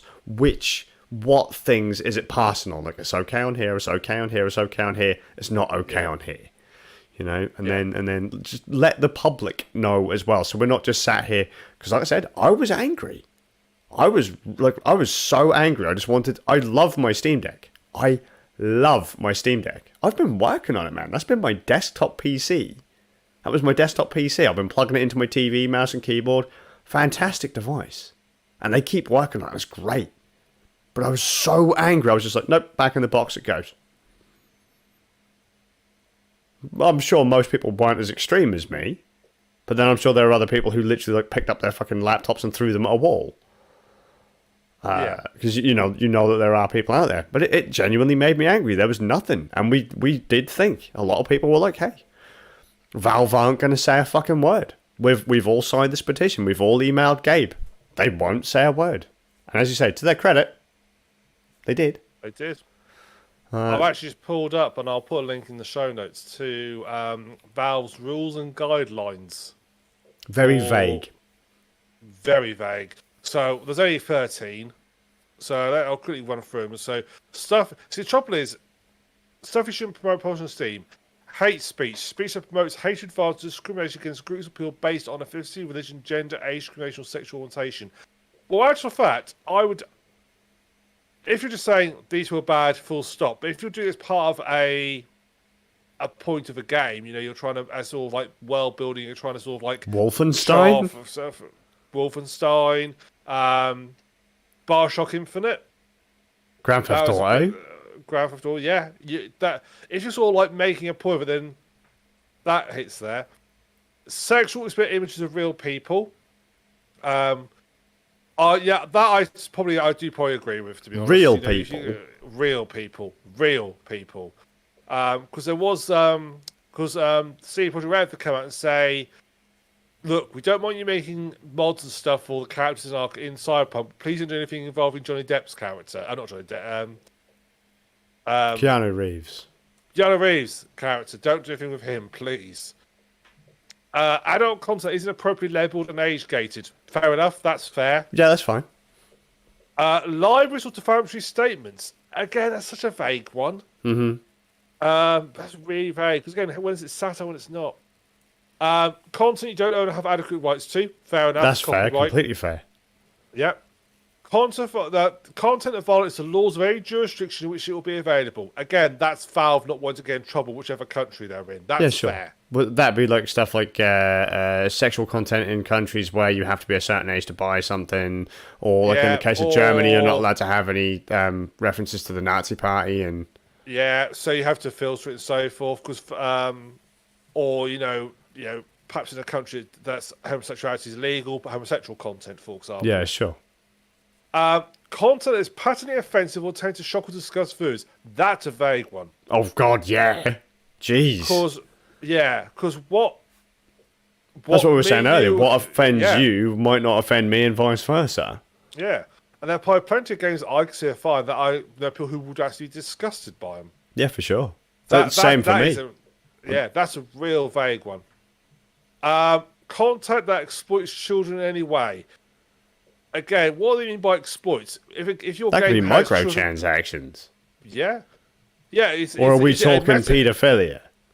Well, exactly. What do they mean by exploit? To me, I think it's more. You're right. It's more like microtransactions, that sort of thing. But you can do that. Sure. Again, it's a vague one. What do they mean by exploits? You know, I think it's in Fallout New Vegas. There are children that are used as slaves. Yeah. Applications that modify customers' consumers in expected or harmful ways, such as malware or viruses. You could argue anti-cheat stuff. Yeah. I think you could argue as part of that. Yep. I suppose I suppose it's a case of, do you tell the people? If you tell them it's going to sort this, then you've got a choice, haven't you? Sure. Applications that fraudulently attempt to gather information such as Steam credentials or financial data. Fair enough. Video content not directly related to a product that has shipped on Steam. That's an interesting one. I'm not quite sure. Video content not directly related to a product that is shipped on Steam. Do you mean by like misleading trailers and stuff? I don't know. I mean, could that? What about like in-game FMVs if it doesn't relate to something that's in the game? So for like example, especially it says a product shipped on Steam. So I think we're talking not in-game. We're talking the real. I guess the meta world, the real world. I think it's like you put a trailer up that shows you doing something in the game that you can't do. Okay, because I was going to say, because I mean, if it were what I was saying, Fantasy Star Online 2 has in-game videos, adverts, on the big screens in the hub worlds, for like events in Japan. It's got nothing to do with the game itself. Or like so not game related, not events, just random events in Japan, not like actual events in Japan. Like, hey, here's a new TV show coming out, or here's there's going to be a gig. But is that video content? They do put some videos in there, but yeah, sure. It says that feels very much like a rule to target a very specific issue. Sure. Non-interactive 360-degree VR videos. So you can't put 360 videos on Steam and just have them as a game, presumably. Right. That's.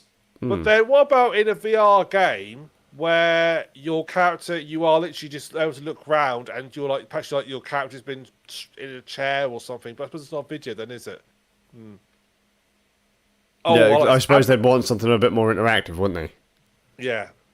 Applications built on blockchain technology that issue or allow exchange of cryptocurrencies or NFTs. Yeah, I did hear about NFTs because that's why Valve were talking about potentially banning new Ubisoft games. Because Ubisoft were thinking of putting NFTs in their games. Yeah. That one I'm fine. I'm fine with that. I'm not a huge fan of NFTs in games. Yeah. No, I'm not. I mean, I'm sort of indifferent to that because it doesn't bother me. It's not something that's really going to impact me any, but I'd rather they didn't. Yeah. So, I mean, to be fair, I think we went through that list. Most of the things, and that's it. That is the list. It's not a big list. Just very vague. There are most of it which are like legal things, fair enough. But the stuff that isn't legal things, as you say, is very vague. Very vague. Like if I got hold of something and you got hold of something, like the same thing, we could both have very different opinions on it. Oh yeah. I mean, think about it. Like Wolfenstein, is it the New Colossus? Is it New Colossus where you can literally kick Adolf Hitler? Yeah. There is a section in that game where you can kick or shoot Hitler. And they're talking about killing, men, women, and children, disabled folks, degrading entire groups of people. Yeah. That gets on Steam. Yeah. I think the most vague one on here is content that is patently offensive or intended to shock or disgust viewers. That is the most vaguest one on there. Sure. I would say, out of all those. I'll put a link to the full. I mean, that is basically the important bit. The rest is all like what you want to get your game on there, how you go about it, and so forth. But I'll put a link in the show notes for that anyway, Sure. so people can pursue the vagueness at their own leisure. Yeah.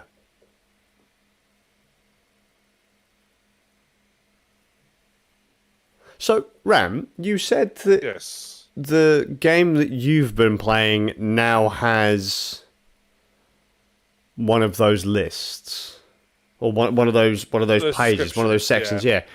What game have you been playing, man? Right. I've attempted to play 4 games this week. Right. Game one.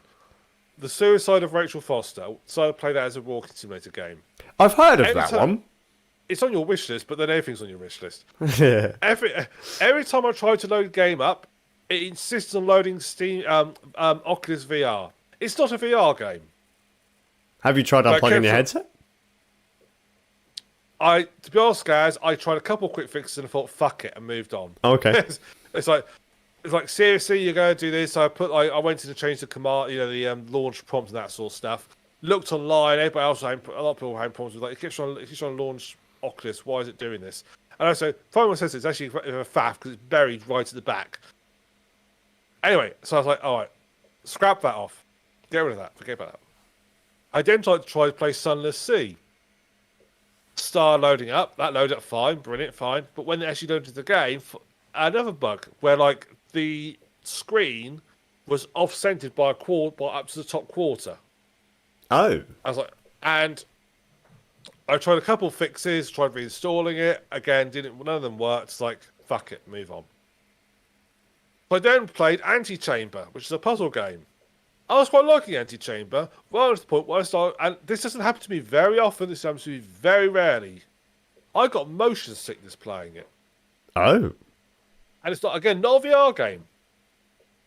But I actually started getting queasy playing it, so I had to stop. And that's very weird. I'm not sure what about it, because it's a very... the art style is very abstract. It's literally sort of like... it's almost like wireframe. Okay. Like, not like black and green. It's like sort of like white and black borders and so forth, and the colours change and so forth. It's a puzzle game. I was quite liking it. Well, I got most of it. So I had to stop playing the game and to go outside for a few minutes to sort of recover. You had to go and touch grass. Yeah, I had to go touch grass and make sure I was. So I had to stop playing that. So okay, I can't play it. So finally, I played Mind Scanners. Fuck is that? And, well, it's very... Remember I talked about Papers, Please many years ago? Yeah. Where you're like a dude who's like at a booth and you basically get given like a series of rules and stuff and what you have to do in a You're border control. Yeah. My Skazz is in the same vein. You're not border control. You are a person who works in a place called it's said a dystopian future, and you live in a place called the Structure. At the start of the game, your daughter has been took to like a she's been doing it. She's got like some mental. She's been took away, and she's been took to like sort of like and put like locked away in this like mental program. So is this the start of Nictopia 7? It's just the backstory. It might be, yeah. It might be, yeah. It could well be, yes. And the only way you can get to her is you can get a rating that will let you get there, which you have to become a mind scanner. And what you basically are is you're basically a futuristic psychiatrist. Except you go around people who've got issues, and you basically have to diagnose issues, and you have to treat them. So the game is sort of split into sort of two phases. So first off, let's get through sort of basics there. The game has a time mechanic. So every day you have 200 like time units, as it were, and you can use those up by traveling places. So the further you travel away, the more you use up. From your location, so nearby, maybe use 15, maybe use 35, maybe use 80 to travel to certain places. When you tell characters to talk to them, they may actually offer to do things and so forth, and if you take advantage, it will take you some of your time up. So, for example, one character might say, "Do you want a cup of tea before we start?" If you take it up, you lose 5 time units. That's interesting. Yeah, it is. But the main bit is when you do treatments, but we'll get to treatments in a second. So you go to these people and you'll get you get like a list of all the people you should need to see, and you'll go to them. And some will be like looking forward to you, some are just depressed, some really hate you. But basically, you go there, you have to talk to them. So, for the first thing you have to do is you have to scan their mind. And hence the name mind scanning. You have a user of a device, and basically they'll get shown images like it generates from their mind, and they then describe them to you, and you then have to like, they might say, "Oh, I was at a place, and I was there's my I know my shoes are there, and the kids who are beating me up over my shoes, and I really like them, but they kept beating me up and sort of calling me names and stuff." And the optional B was like bullied at school, like shoes and so forth, and basically gives you an option. You've got to pick the most appropriate one that matches what they've described. Once you've done that 3 times, you've got 3 successes. If you make a mistake, at this point no time has been took off you. If you make a mistake, you lose 2 of your successes and you lose 5 time units. Once you've got those done, your game will then identify. They'll give them like the person will have like 3 types of insanity, I suppose you describe it. Actually, first of all, you have to declare him insane or insane. So far, by bet is insane. It'll then tell you, okay, they've got these types of insanity, which are represented by symbols, 3 symbols, and it'll tell you how many insanity points they've got. And then you can move on to the treatment phase. So the treatment phase is where your timer actually kicks in, because the treatment phase, time is how many seconds you've got to treat this person. Now, if you run out of time, it's okay. You can carry on the next day. That's no problem. But what happens is you only get paid when you successfully treat them. And every day you have to pay rent. All right. So if you can treat somebody in 2 days, you'll make money, because rent is 6 units a day. Treatment, you get paid 15 units once you treat somebody. So you have to sort of like be somewhat quick at doing it. Now you start off with a basic tool to like destroy, which will destroy this basic tool that will basically destroy. And how you treat people is like via a series of mini games. You'll have like sort of the central screen will give you a little option. These mini games are meant to be doing different things to the person. One is the first device you get is a basic device that will basically destroy any type of insanity. It doesn't matter what it is, and you basically have to hold a button down to go to a grey area, and then you let go, and it will treat it. If you have a stop in a red area, you'll get some stress, which I'll talk about in a second. And that will get with any type of insanity. So that's 5. They've only got little bits, but it's not very quick and not very efficient. But it helps you in a pinch. What you can do is, as time goes on, as you treat people, you get science points.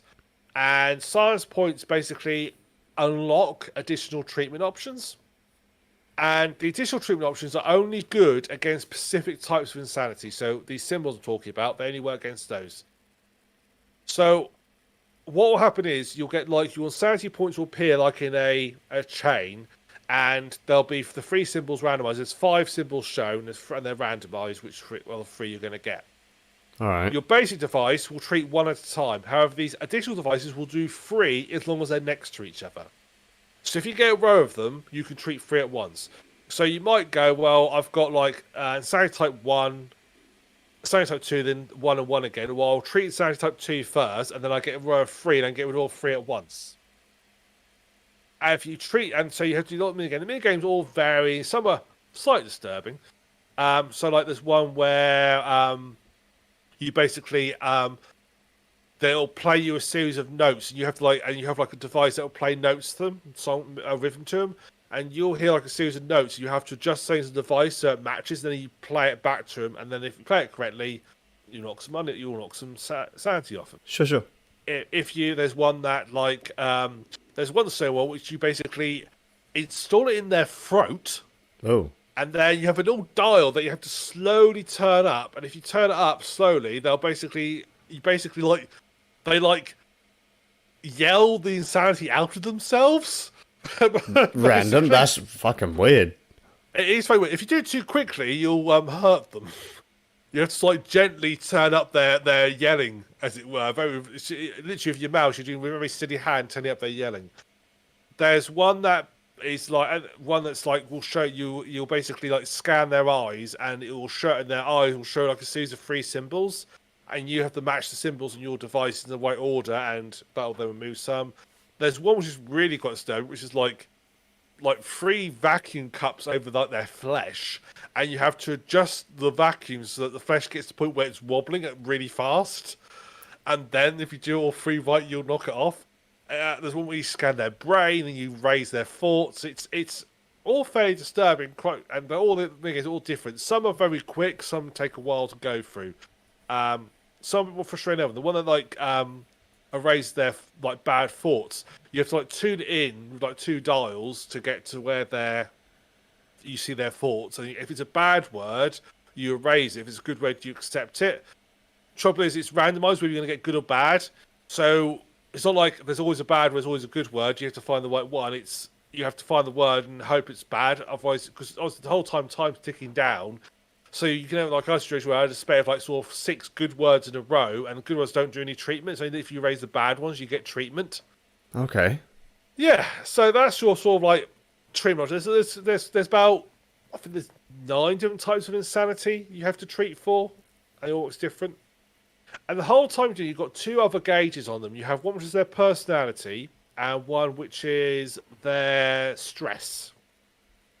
And every time you make a mistake, you increase their stress.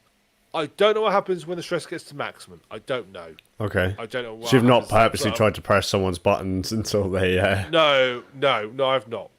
But their personality, if every time you complete a treatment, you knock it down by 1 point. And they only have like 6 points to start with. So if you drain their personality down to 0, you basically effectively raise their brain. Wow. Effectively, yeah.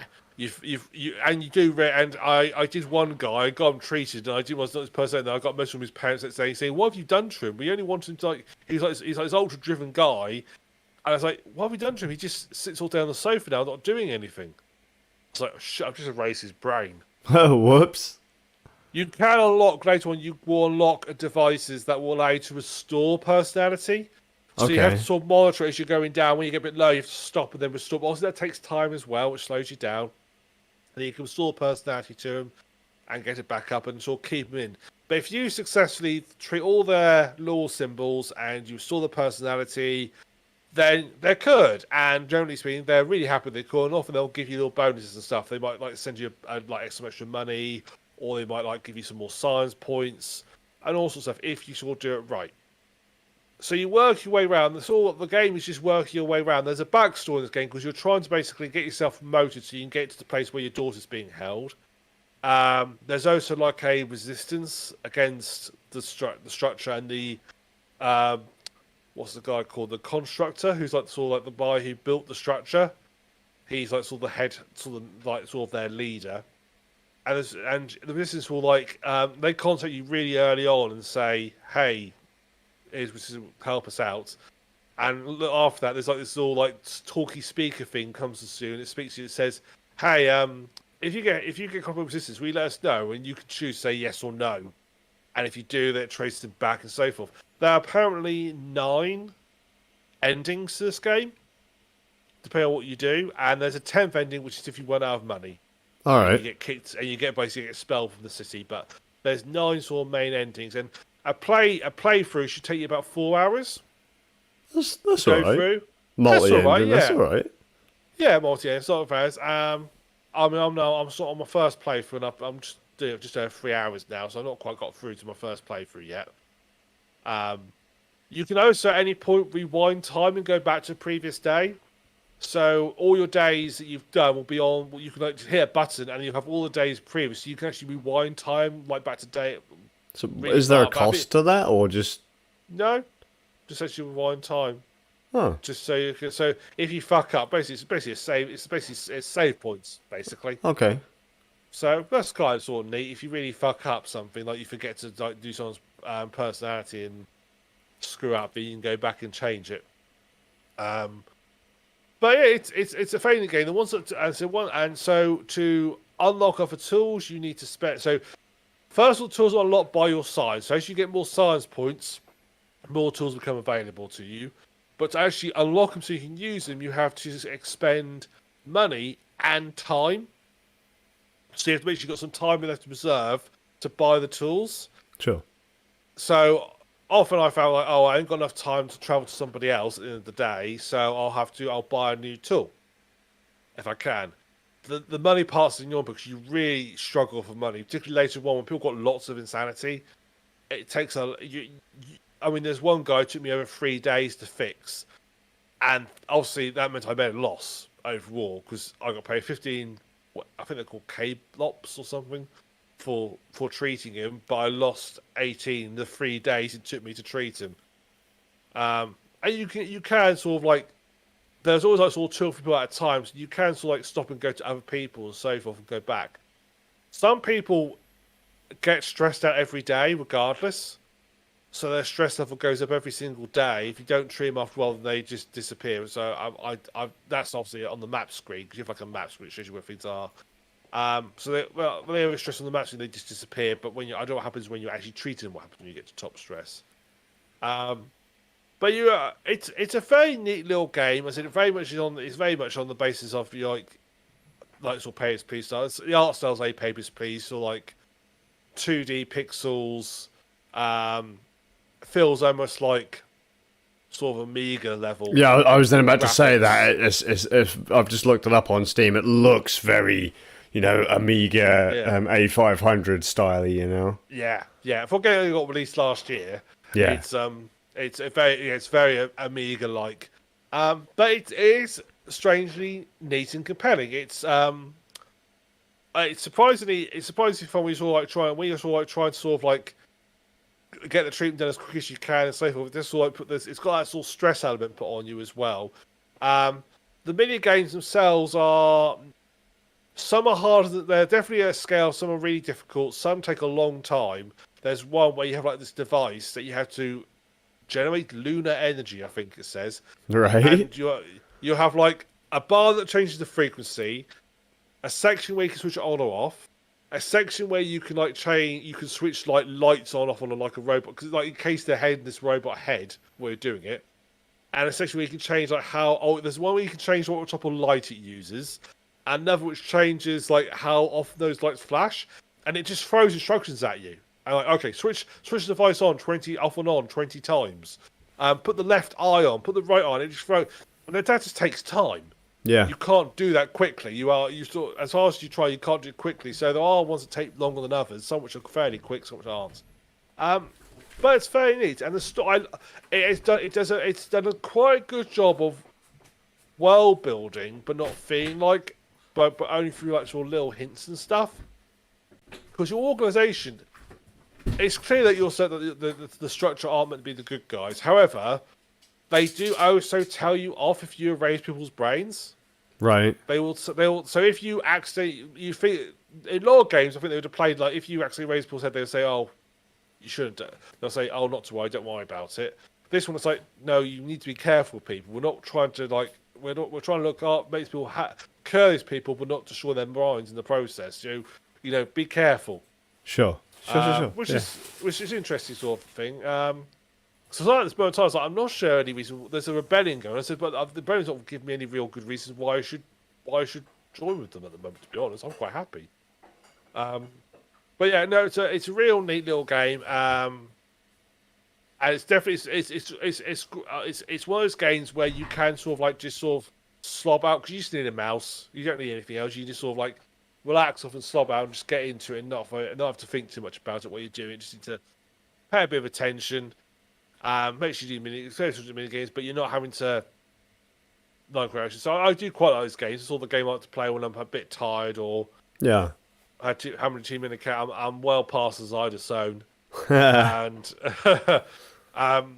or just one sort of little thing. So yeah, I was a bit dubious at first, but actually, because it felt a bit when I first played, I thought it seemed a bit simplistic. But as it's gone on, it's got a lot more interesting. So yeah, it's a very neat little game.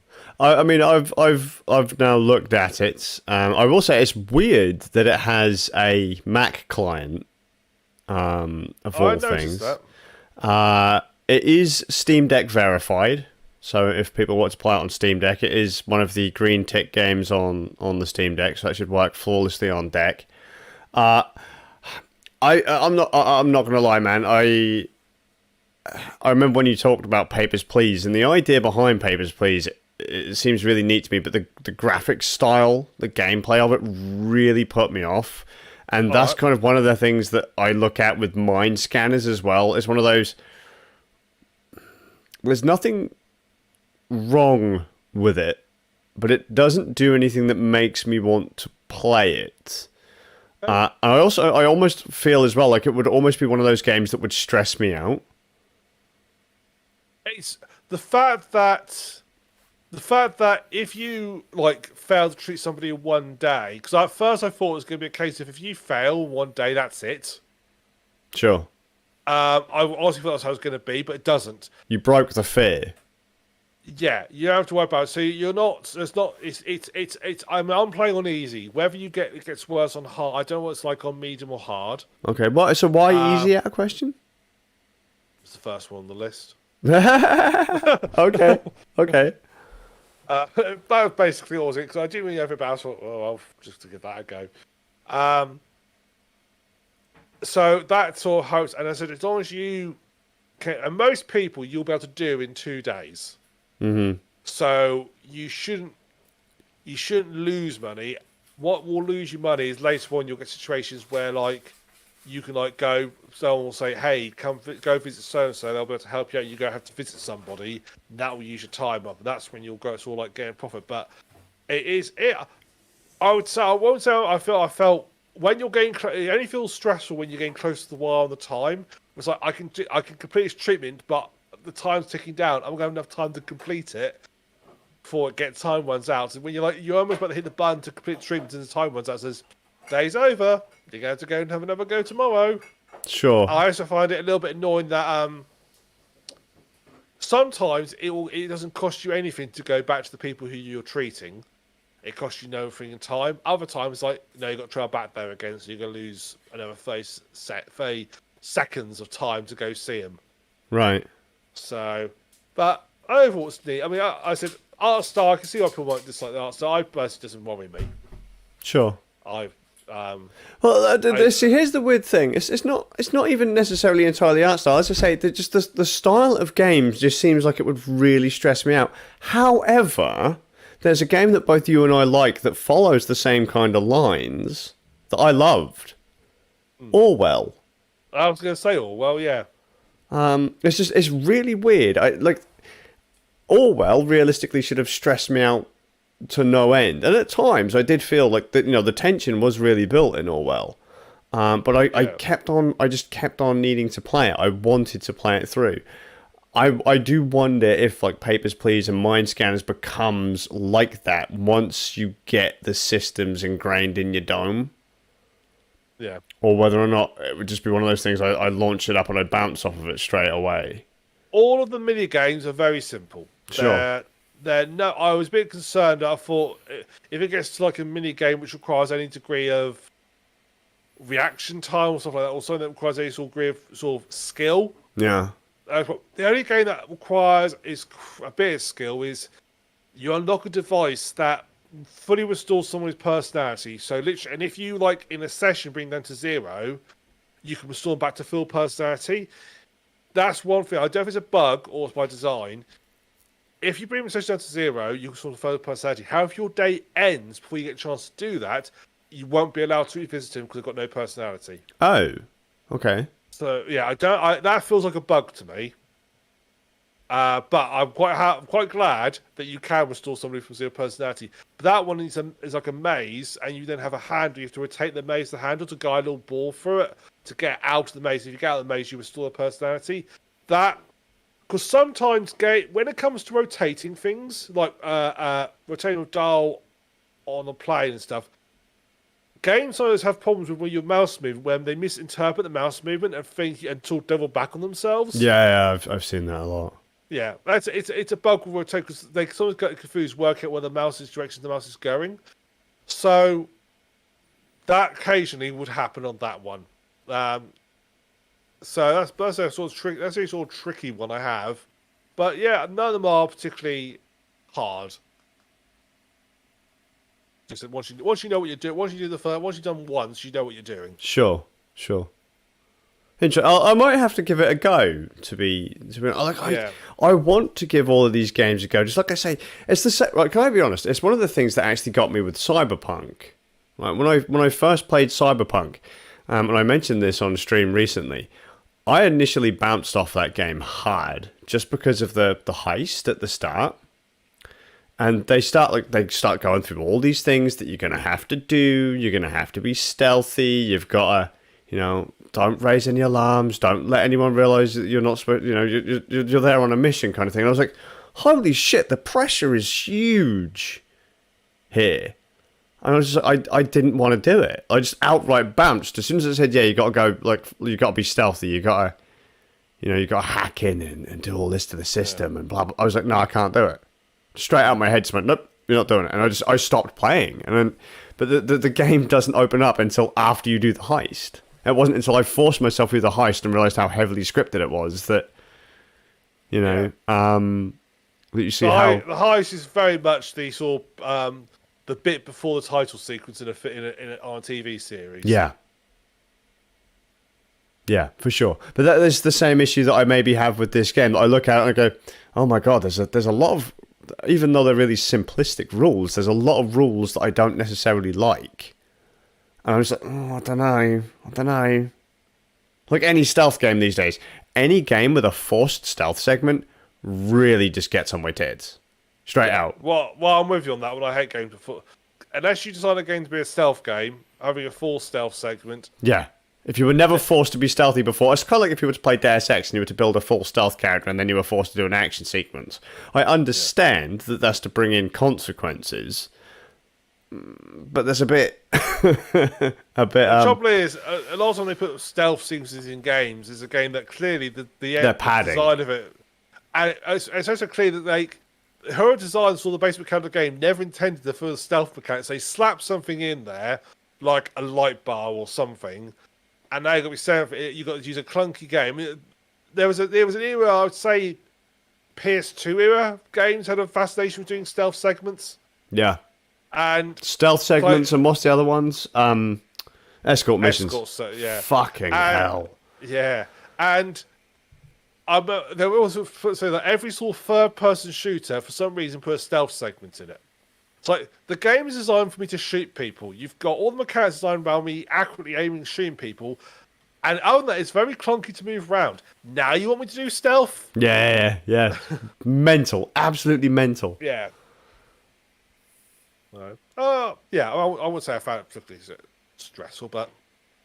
I might have to give it a go. But like I said, I would have liked to have given Papers, Please a go, but I was just like, fuck, man, if I can't remember all of these different things...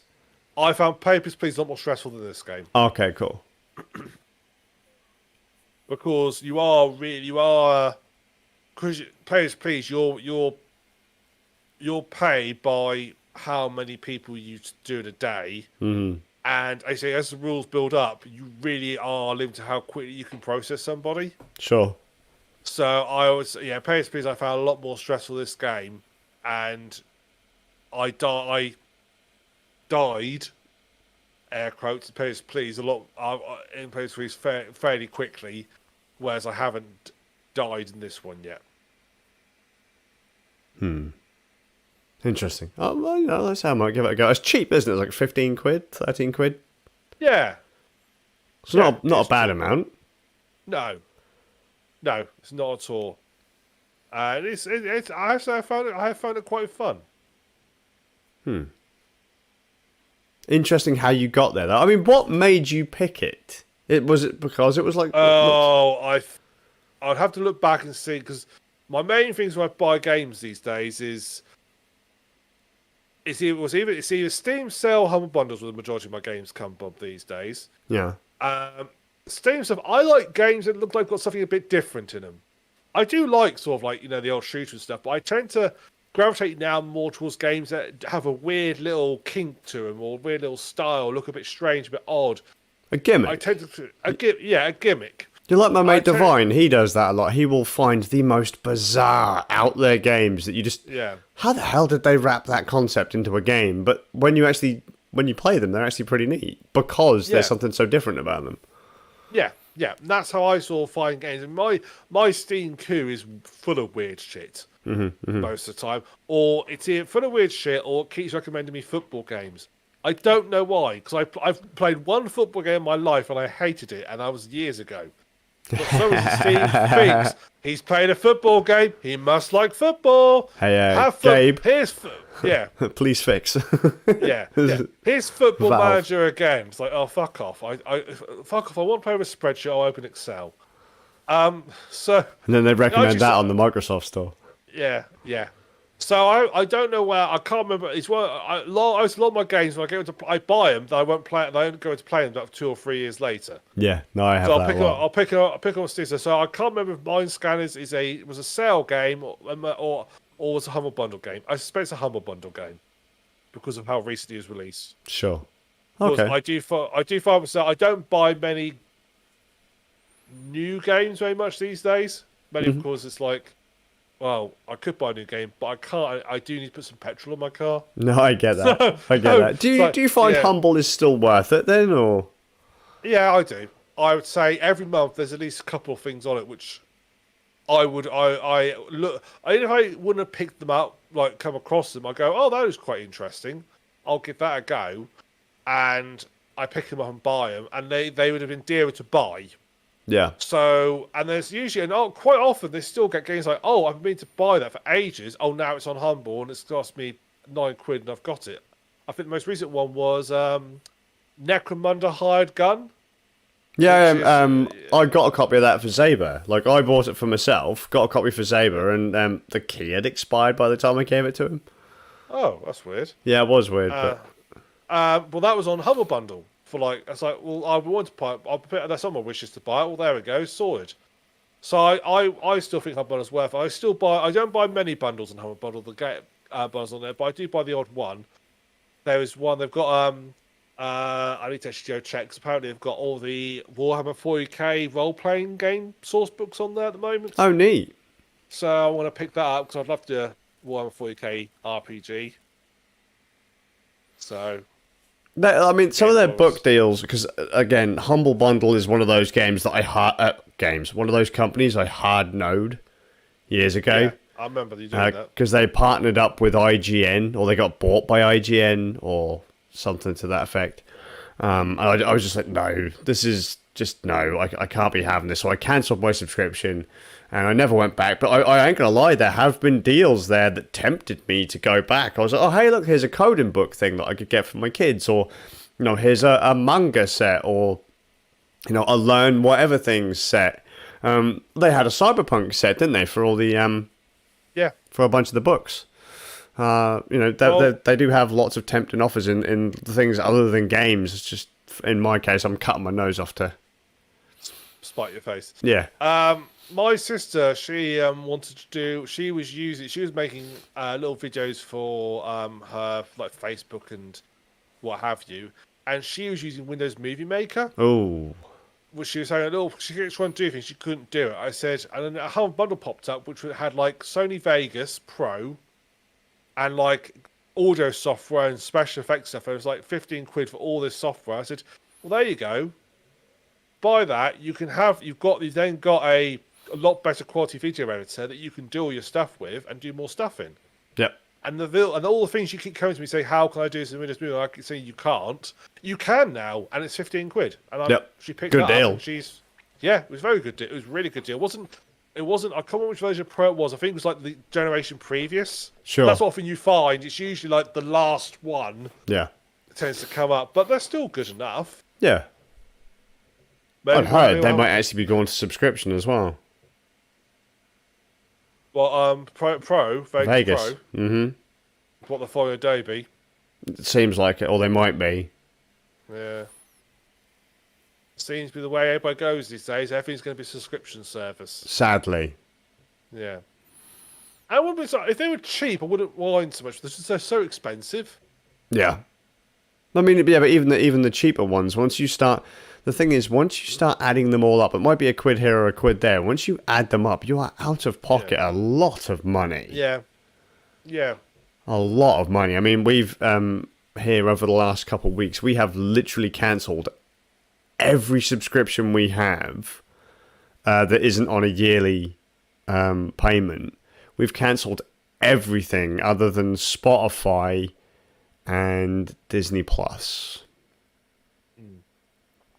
Which is and my wife kept a Netflix subscription up for the kids, but we cancelled everything else, and we realised we were paying nearly £100 per month for subscriptions.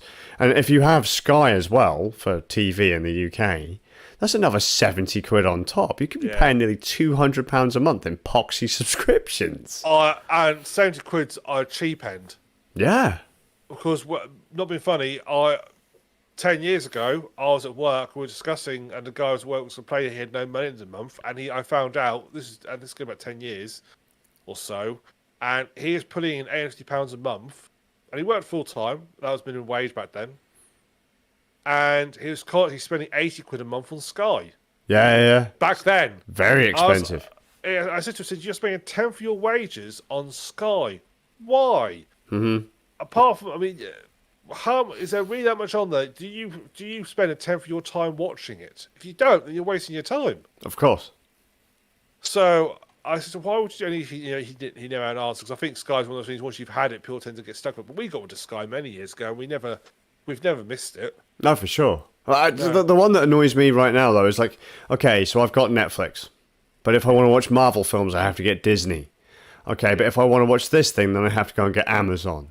And then if I want to watch, I don't know, Star Trek, I have to get Paramount Plus. And then if I want to get this thing, I have to get Hulu. And then, if you want to watch your anime, you have to get this other one. It's like, Jesus Christ. Like, they might only be a $5 or a $10 at a time, but this is adding up. All adds up. Well, it's the trouble, this is how it all goes. Every sort of, like, TV company is thinking, well, we want to slice that pie. Yeah. Why are we giving our money? Netflix are paying us for it, but we get paid direct for it. Which is the same thing we have with companies releasing stuff on Steam. Yeah. They don't want to pay that 30% cut. Yeah, so everybody went for a phase of building their own platforms. And that's why you end up with Origin and Ubisoft and Epic and a couple of us all, like smaller publishers start doing it as well. I mean, I have Netflix, which I share with the family. Yeah. As a family, we share it. They have Disney Plus, which I don't actually have the login details for, but we'll occasionally watch a film on there, or TV series on there. I get Amazon Prime for free as part of my phone contract. Oh, that's a good deal. Yeah, for my phone contract for 2, I get 2 years Amazon Prime for free, so that costs me nothing.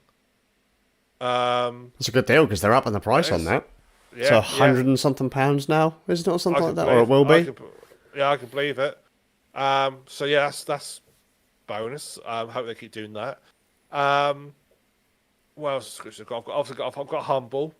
I did have Stadia, which will also be going soon, and I think that's it for subscriptions. I mean, man, we had way more than that. We had Netflix, we had Amazon, we had Disney, we had Crunchyroll, we had Funimation. We had Stadia, we had Xbox, PlayStation, Nintendo. I think I already mentioned Disney. Yeah. I mean, the only reason we're keeping Disney is because I get that at a discounted rate. Otherwise, we put that in the bin too. But there's just so many of them. It's like, well, they don't cost that much. It's like, when you add them all up, yeah, they do. And for the amount of time you spend actually watching TV or listening to music, that's a lot of money. Yeah. Oh, Audible. I forgot about Audible. Oh, I still kept my Audible subscription, although I am tempted to. I'm probably due to cancel it soon. I do use Audible a lot. Yeah, I do too. I wait for my credit to come through every month so I can get something, because I've got massive backlogs. I do also keep an eye. I mean, I picked up. They had a sale on recently. Buy one get one free on Sci-Fi, which had loads of 40k books on it. So I bought 12 extra credits for not extra, 6 extra credits for £18 a time, so £86 for 6 extra credits, which is still cheap. Yeah, sure. Considering like a single book, if you paid in cash, it would be about 30 to 40 quid. And then, so I got 12 extra credits, and they'll see they're buying it on free. So I got 6 extra credits, they're buying it free. So I got 12 books out of it for £36. well, 12 books at Audible. Well, you £36 would buy you one book and a little one for that price. So I happily spent that money on there because I've filled my library up with loads. That'll keep me going for months. That'll keep me going for a while. Sure. But I could probably I'd probably get through an Audible book a week. To be fair, Same. Easily. If I sort of like I do sort of clip myself down to one a month type deals. That's I get all the big deals like that come up. Just sort of keep on top of it. But yeah, I do find myself every month like, I can't wait to spend my. I've got like waiting. I want to spend my credit. Yeah, that's it. You can get some good deals on Audible. Like Audible is probably one of the more reasonable of the subscription services. I mean, at the end of the day, if you cancel the subscription, everything you've had up until that point is yours to keep. Yeah. Unlike Netflix or Amazon or. Well, yes, because it's not streamed. That's it. You own it. You get a credit and they give it to you. The subscription is per credit. Yeah. And the fact that you can use that credit on anything, whether it's, well, obviously it'd be stupid to use something that's costing like £5, but I do like the fact that it will always give the option of not using the credit. Yeah, so you can just buy, like if a book is only a few pounds or whatever, like there have been times like that where it's like, do you want to spend the credit or this this book is on sale for like £3 down from like 30 quid or whatever. I'm like, yeah, I'll pay the cash for that rather than use the credit, and I'll use the credit on something else. Yeah, that's what I do all the time. I save the credit for like the big books. Yeah, and then I will I sometimes pick up the little ones, the little like ones that are like an hour long, or like thing. Or I'll use my bowl and get them free stuff to pick them up because usually by the time I trawl through, it's like, well, there's only that one left. So, but yeah, no, I Audible's one that you got me into, and I'm really glad you did because I've definitely I cannot say I haven't got my money's worth out of it. Sure. I mean, if you remember, like years ago, I didn't like Audible that much either, but it was actually, it turns out it was an Apple issue because Apple were publishing Audible audiobooks on iTunes, but some of their books were missing chapters. Yeah. And I just instantly blamed Audible, and it turns out, no, if you'd have bought the book on Audible, they had a different version. Yeah. And that they were complete, and like Audible is I thought it was a fantastic service. I still think it's a pretty solid service. Apple is terrible for audio. Even Apple's own audiobook app. Because I once at one point I bought some audiobooks via Humble Bundle. Yeah. The trouble is they come just as MP3s and stuff, so not in quite the right format. Some readers will read it; they're not ideal. So I basically thought, what I'm going to do is I'm going to download all my Audible books. I'm going to download these. I'm going to put them all together, get them converted to the right formats, all sorted. So, because I've got the Apple audiobook app, which is called Books, on the phone, I'll upload them all for that. So I've got one. I don't like, we're not discussing with having Valve and Epic stuff. I want a app that has it all in it for that. Yeah, thing. yeah, I'm the same because I used to use Audible and audiobooks.com, but I didn't want to have two separate apps, or in the case of Apple, 3 separate apps to access books. I was just like, just give me the fucking place, just one place with all of my books in it. Like, Audible, give me the option of actually just in your app adding, like iTunes does, where you can just add any music you want. Just give me the option of adding to the app these other books, please. Just give me that option. If it's locally, if I can't. They do now, don't they? No, you can't add other books to the app. You can only add if it's through Audible. Interesting. Which is very annoying. So, Books app, I've got a load transferred over. I went to the Books app, I was like, well, hang on a second. That book, it's the right book, but it's got the wrong cover on it.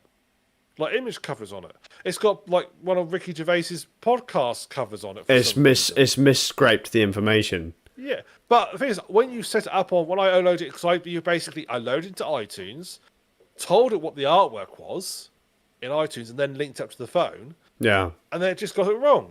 It just transferred it across all wrong. So I ended up going, I did some research. This is a problem that goes back to like 2012. Yeah.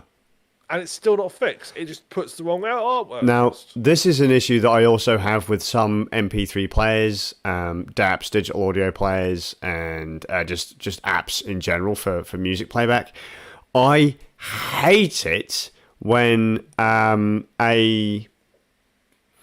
when an app or player or whatever decides it's going to mix. So, like, let's say, for example, I listen to a Megadeth album, right? But then on one track, there's a song by Megadeth and insert artist here, like they have a guest vocalist on or whatever.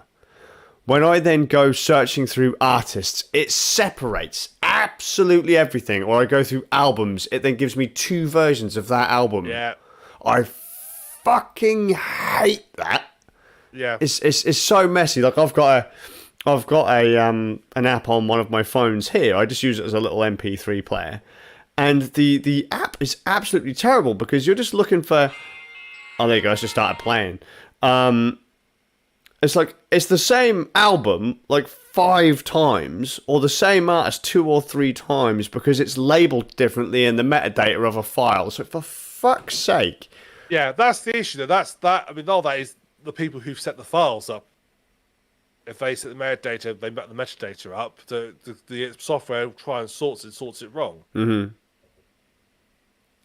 iTunes, I believe you can actually tell it how you prefer it to sort things. I think you can tell it sort by album first or by artist first. Yeah, so you can actually on the Apple Music app, which is what iTunes became, or the iPod Music section. If you go to albums, it sorts artist first. So it's the albums are listed in alphabetical order based on the artist first. So, Burzum albums will come before Deicide or before Zweihander or whatever like that.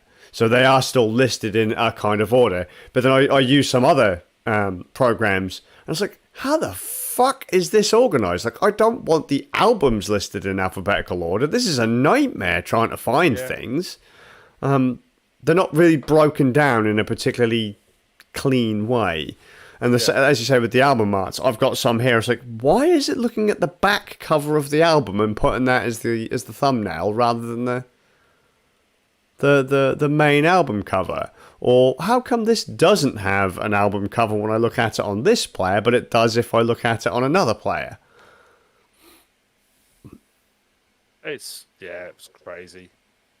I just wanted to say, let me organise it. Just give me the option on the PC client. Just give me the option to organise it how I want, and you just need to remember.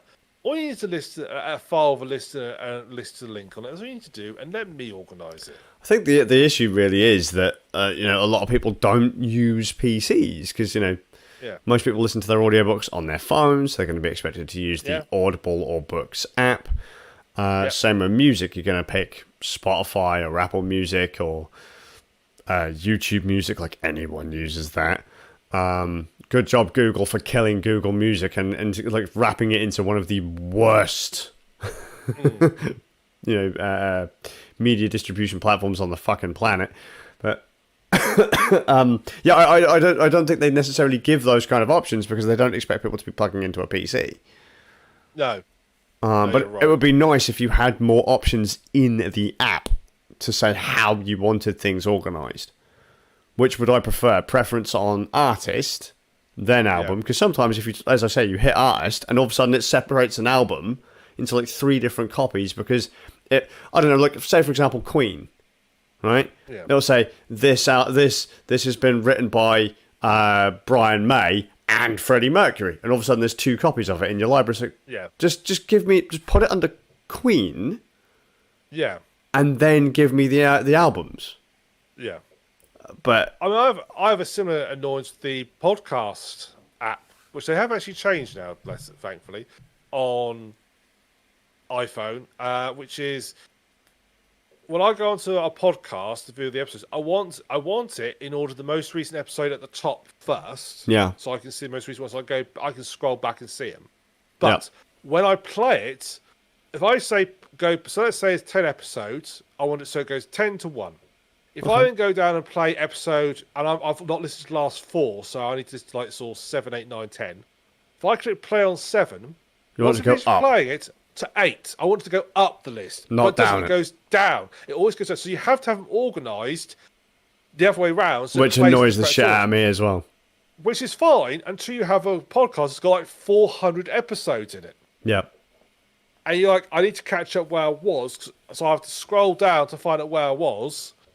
And you have to scroll for all of them. Now it will actually... It separates out... now it's updated. Now actually it separates out unplayed stuff. Yeah.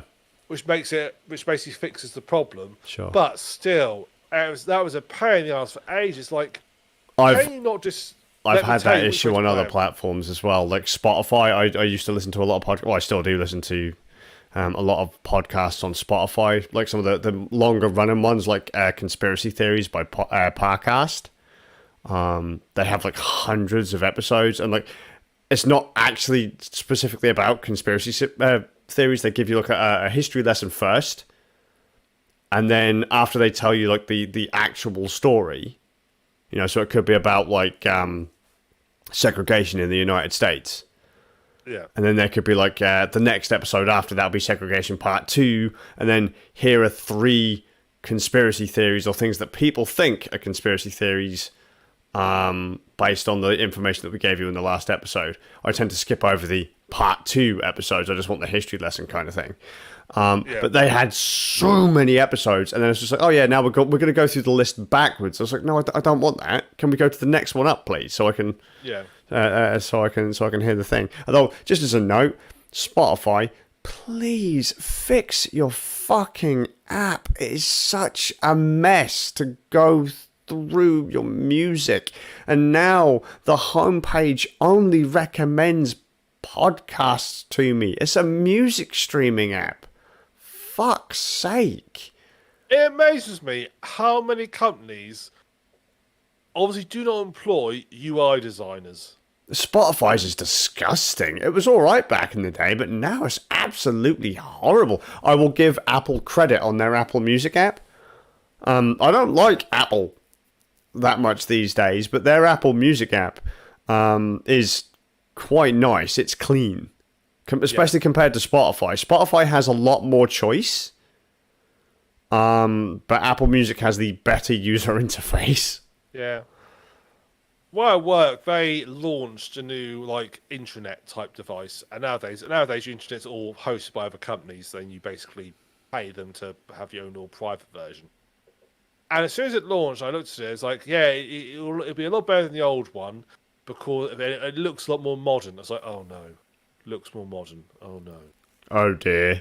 And what they basically mean is all our links are big massive tiles on the screen. And yes, and if you want to find something, my biggest hatred of our new system is if you want to find, so basically they can't have like let's say a document, a PDF document. They can't have a section. It's like, okay, here are the PDF documents related to this, here are the PDF documents related to that, and so forth. Instead, they upload into like a history, which means your one document you need, which got uploaded right at the start when they first launched the system, is like 2 or 3 years back in the history. Not properly indexed. No, you either have to search for it and hope you remember what it's listed under, because some of them are listed. Some of the ones you need are listed under something very vague. So, for example, our holiday policy might be listed under time off policy. Yeah. Stuff like that. So you've got to try and guess what it's listed under. And you can't easily filter out all, like, if someone asks a question and puts a post asks a question, it goes to the same list. So you can't easily filter it out. And it's like, why did you... The old system looked clunky. It looked like shit. It's designed for Internet Explorer, right? It looked shit.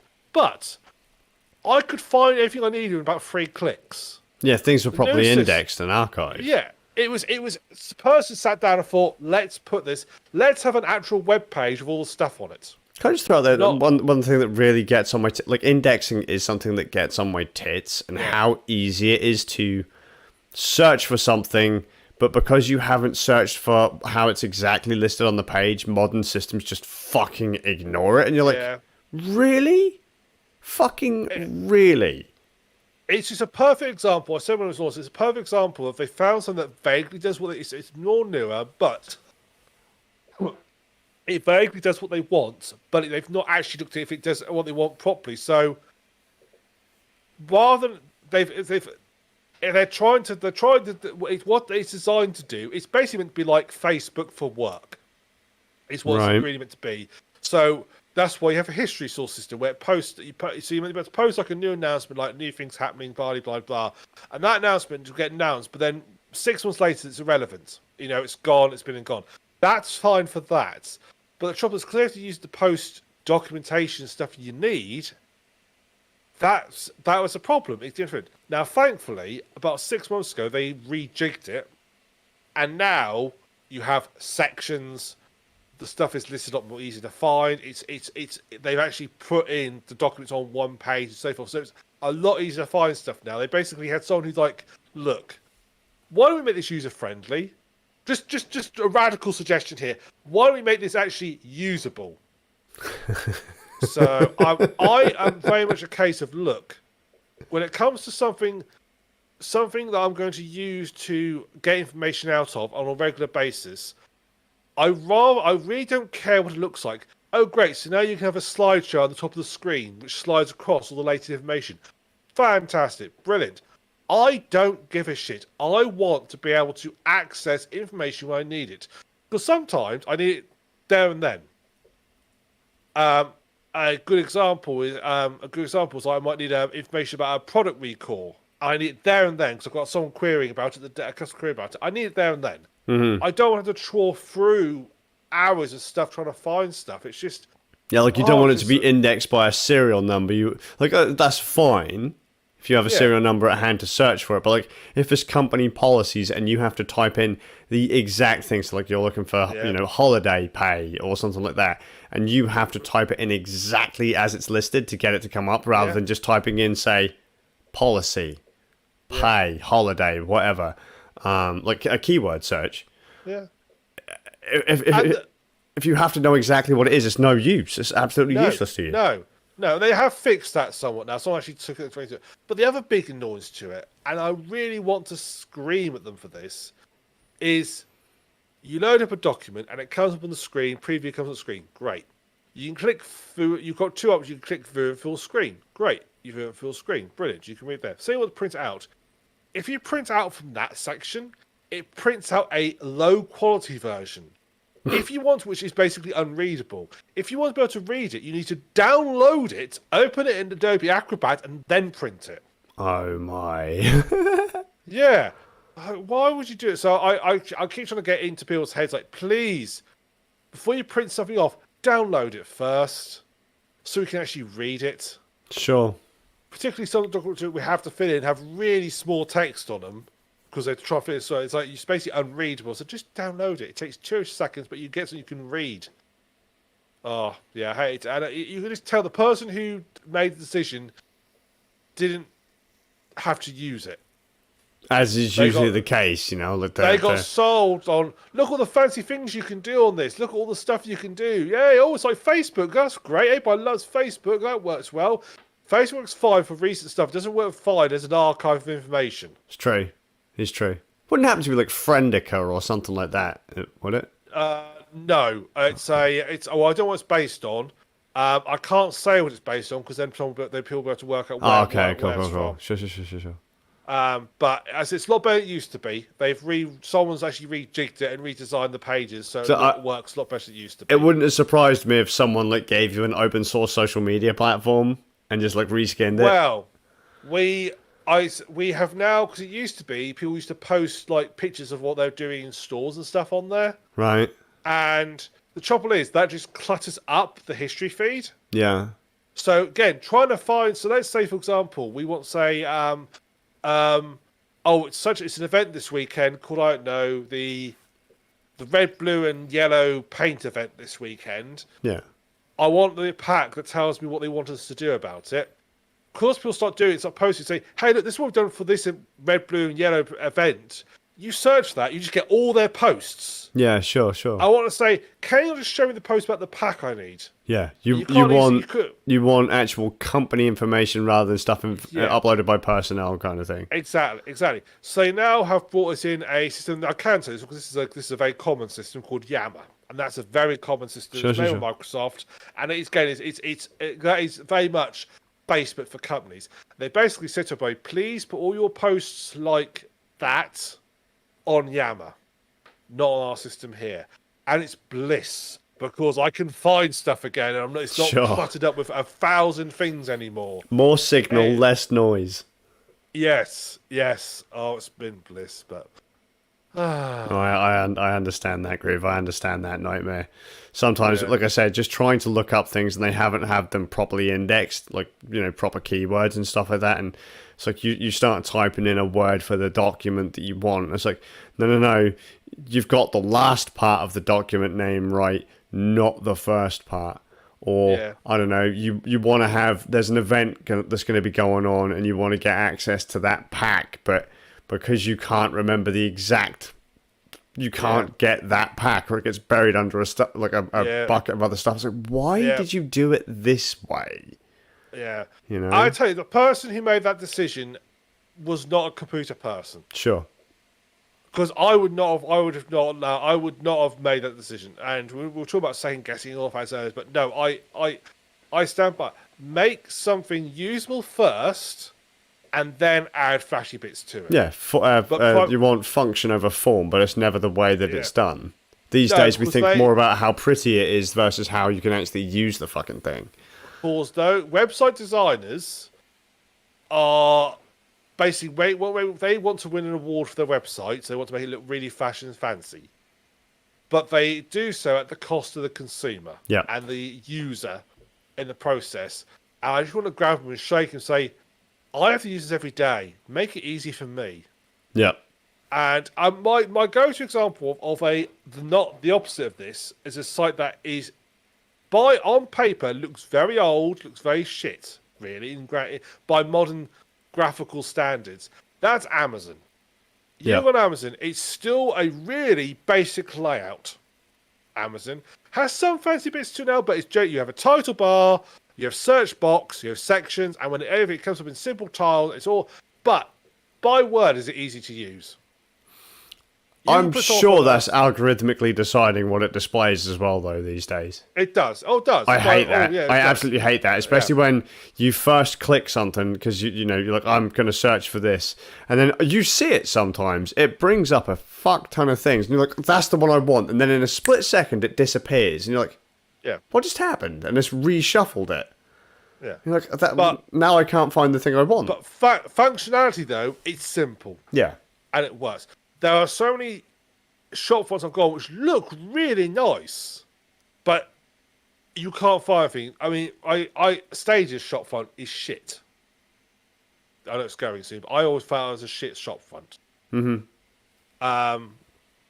Just website designers, just stop trying to win awards and just think about what somebody should be able to go on your site and use it straight away without an instruction manual. I think what we should really say is that if your storefront has 25 products on it and it's a fucking nightmare to use, you need to get back to the drawing board. If your storefront has, I don't know, 20,000 products and it's a nightmare to use, probably not so much of an issue. That's just a quantity thing over a quality thing. So like Amazon has thousands and thousands and thousands of products, but you can still find them reasonably easily. Again, that's function over form in a lot of cases. Yeah.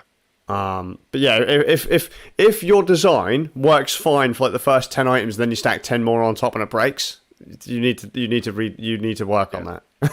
Yeah. Make it kiss. Yeah, keep it simple, stupid. Yeah. But people, anyway, they don't do it. No. It's all about, hey, let's make it look really flashy. Doesn't that look cool? It does, until you have to use it every single day. Yeah. Then it's not cool. This is why business software looks boring, because it's functional. Yeah, it's not supposed to be pretty. It's got a job to do. Yeah. If you're only there for like 20 minutes a day, flash it up. Go for it. Whatever. But if you actually have to sit there and use it all day, every day, take the flash, take the fat, cut it out. I don't even mind flash icons as long as the stuff I need to is easy to get to. It's easy to get to. That's all I want. That's all I want. You ain't going to get it. No, it's because I just want to say when next. I mean, yeah. I just want to say, okay, what are you? I want to design a website. Who are you? Oh, I'm a graphical designer. I've got this degree from the art college. Right, out. Get out. Yeah. Get out. All you'll be allowed to do is make the graphics. We're not letting you design the website. Good call. Yeah. If I was on a website, if I was trying to code on websites, I would do the Val method of how you get UIs and systems working well, which is every week you grab a random person who doesn't play games and make them play it. I don't know where they find those random people, but they make them play it, and if they can pick up very quickly, you're doing the job right. Yeah. And that's what I'd do. I would go get my grandmother, who hasn't got a computer, and I'd get her to see if she could use the website. If she can use it, you're doing something right. Of course, because it's intuitive. You've designed it for... Yeah. If she can't use it, she gets to whack you over the head with her handbag. That is the rules. I get that. Every week she doesn't get to use it, she doubles the whackings. So after a month, you're getting beaten to death. No, I get that. No, I would completely agree with that one, because, like I said, it's something that does my head in as well. When you look at a lot of games or a lot of modern systems, it's like, why is this set up the way that is? That is not intuitive at all. Yeah. And, usability, I don't know why.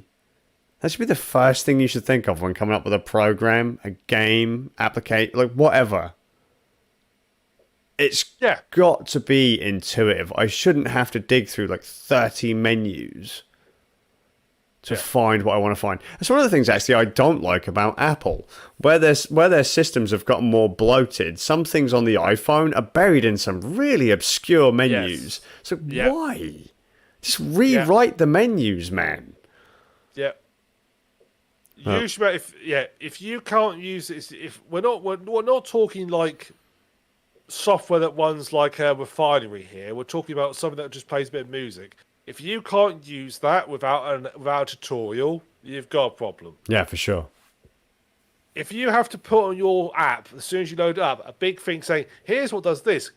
Have you got it? Click the got it button to say I've got it. Google.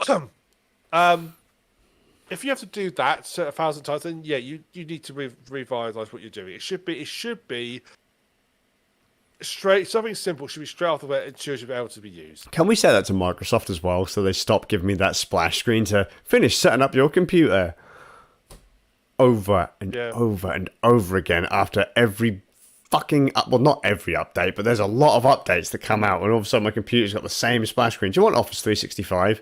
No. No. Do you want to pair up your phone to the computer? No. No. Do you want to do this? Just like, fuck off, dude. Just let me use the fucking computer. I've already set up the machine.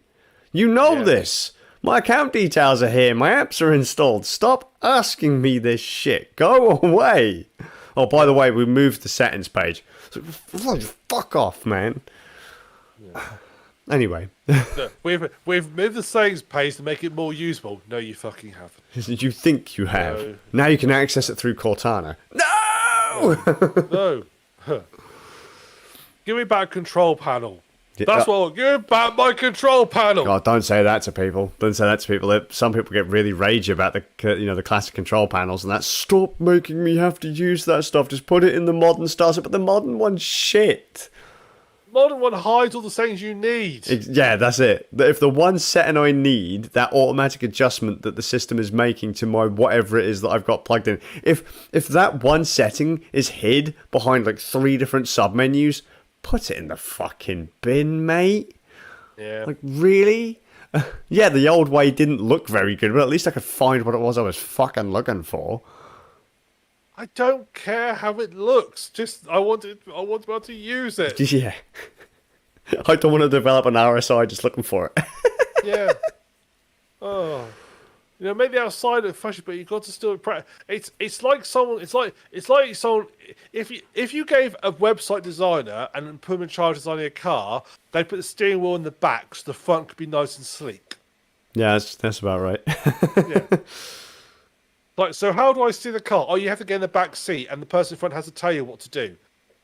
That doesn't sound like a good idea. Oh, it looks nice, but look how much nicer it looks in the front. Look how clean it. Look how clean it is. Look, it's like. So how do I switch this on? Oh, it's on a touch screen.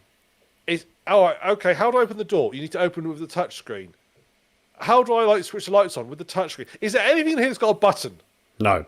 Buttons are messy. It's all via the touch screen. It's okay, you can Bluetooth your phone to it though. This is why aeroplanes don't use touch screens. Yeah, Bluetooth your phone to it, download the app, and then you can use the app to switch your headlights on. It's like, right? You have to just have a switch. Yeah, but what we're going to do is now we're going to make it so that it automatically turns the lights on when it decides that certain requirements have been met. It's like, and what happens if the computer doesn't see the things that I see? Like, oh, I don't know, it's getting a bit foggy, but one of the sensors is a bit janky.